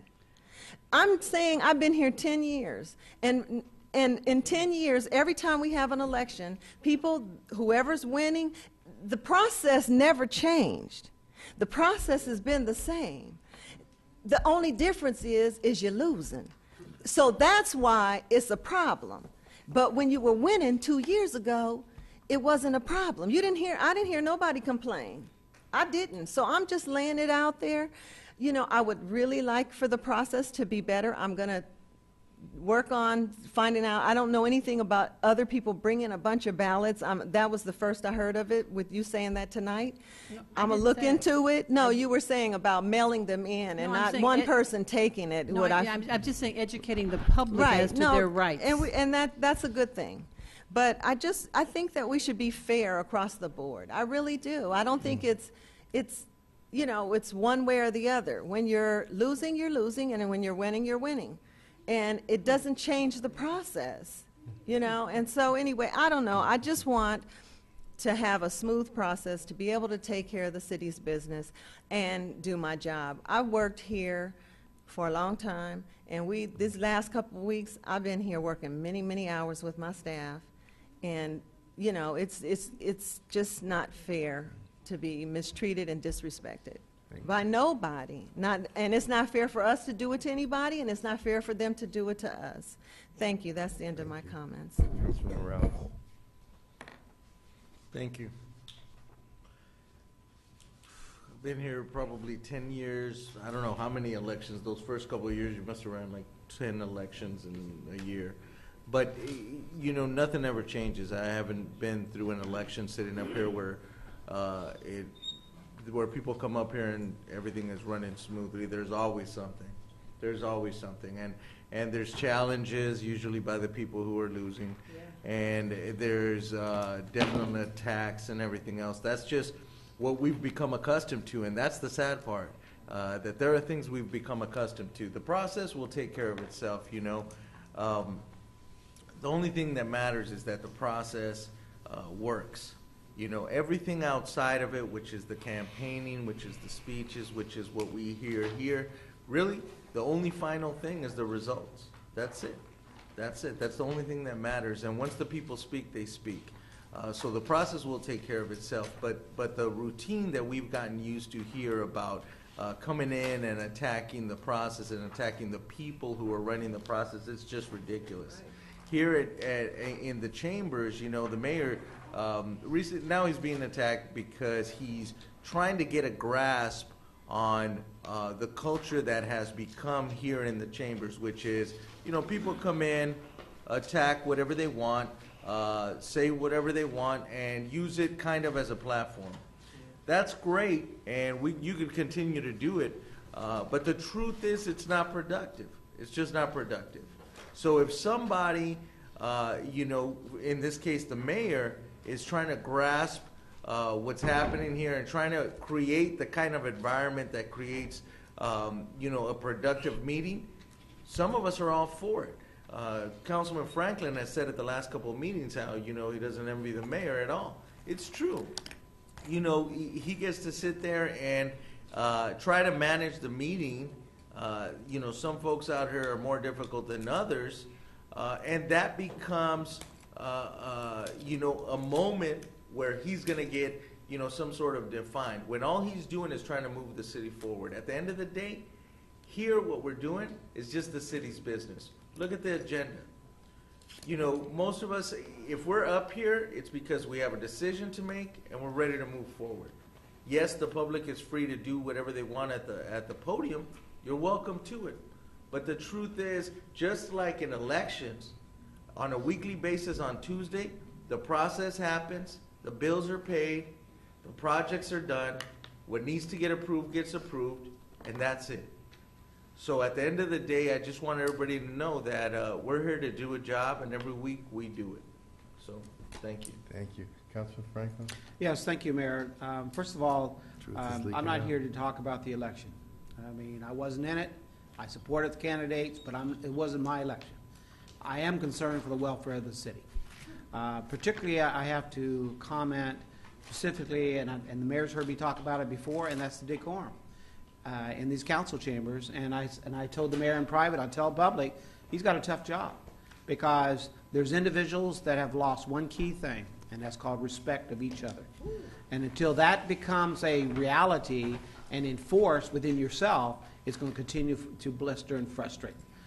I want to move forward because I heard a gentleman speak not once but twice of being a victim where we've had theft of autos, we've had theft of mail, which is occurring now, theft of copper piping in people's houses, and now recently we had theft of manhole covers, and then recycling. But having trash cans stolen, that is a new one.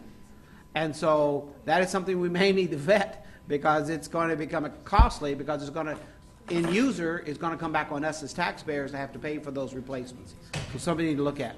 I also want to look at the fact and thank the city manager and this council on agreeing to finally, after many years, and as one of my residents talks about our tumbleweed fields, we also have not being good neighbors of having buildings that have been dilapidated for years, that on 102nd Street between Doty Avenue and Prairie Avenue, we finally have a process of finally demolishing those buildings. And I was there for several hours today witnessing the hazardous waste team going first to remove that out of the way. There was also having trees being identified as they were cutting them down, how they were to fall a certain direction, and how they took care of that.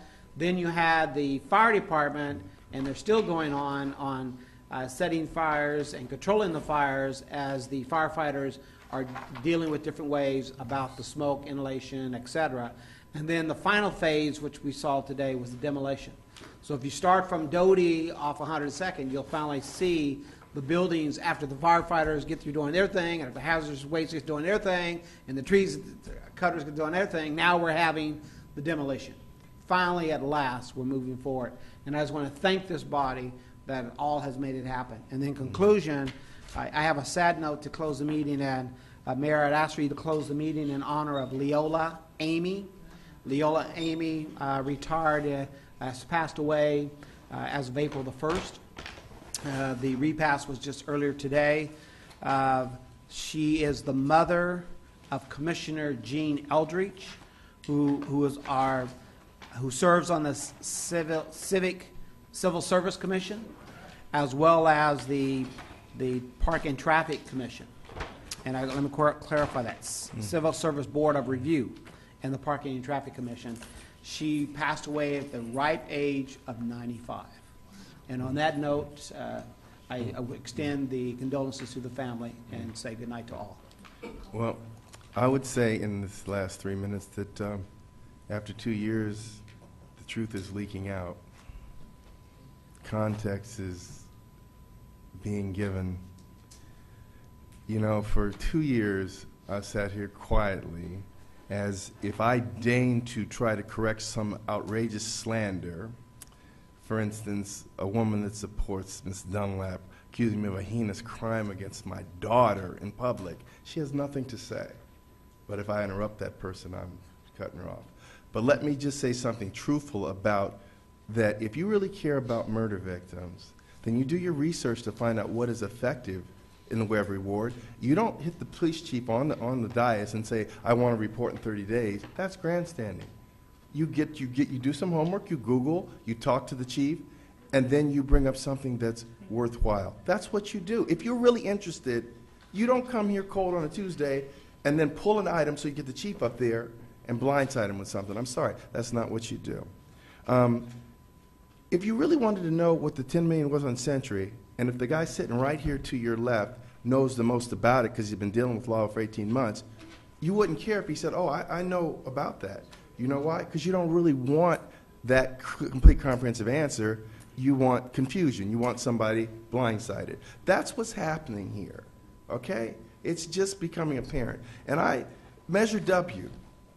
It's so that one council member can't decide that the clerk has to read a 26-page ordinance. It's democracy, majority rule. I'm sorry, what's wrong with that? You see, and then what I heard today, I heard people saying they don't like the way the election came out. All right, you see, the people that voted, and they voted in pretty high numbers compared to other elections, they made an overwhelming statement. 68% didn't want an incumbent, but now there's something wrong with the election. Now, this woman kicked me off the ballot, right? And she kicked my butt off the ballot. And you know what? I came and made my little appeal, and she said, you gone? And they said, I'm gone. Yeah. And I'm here working with them. But you know what? I didn't say, oh, she's a crook, oh, this and that. You see, it can't be the clerk's okay when you win. And then when you're losing badly, then now you're on there huffing and puffing and intimidating people and making allegations. And that's why I let her go. Because this woman doesn't bother anybody. The night of the election, she called me, and she was terrified of this guy. Just like Excuse me?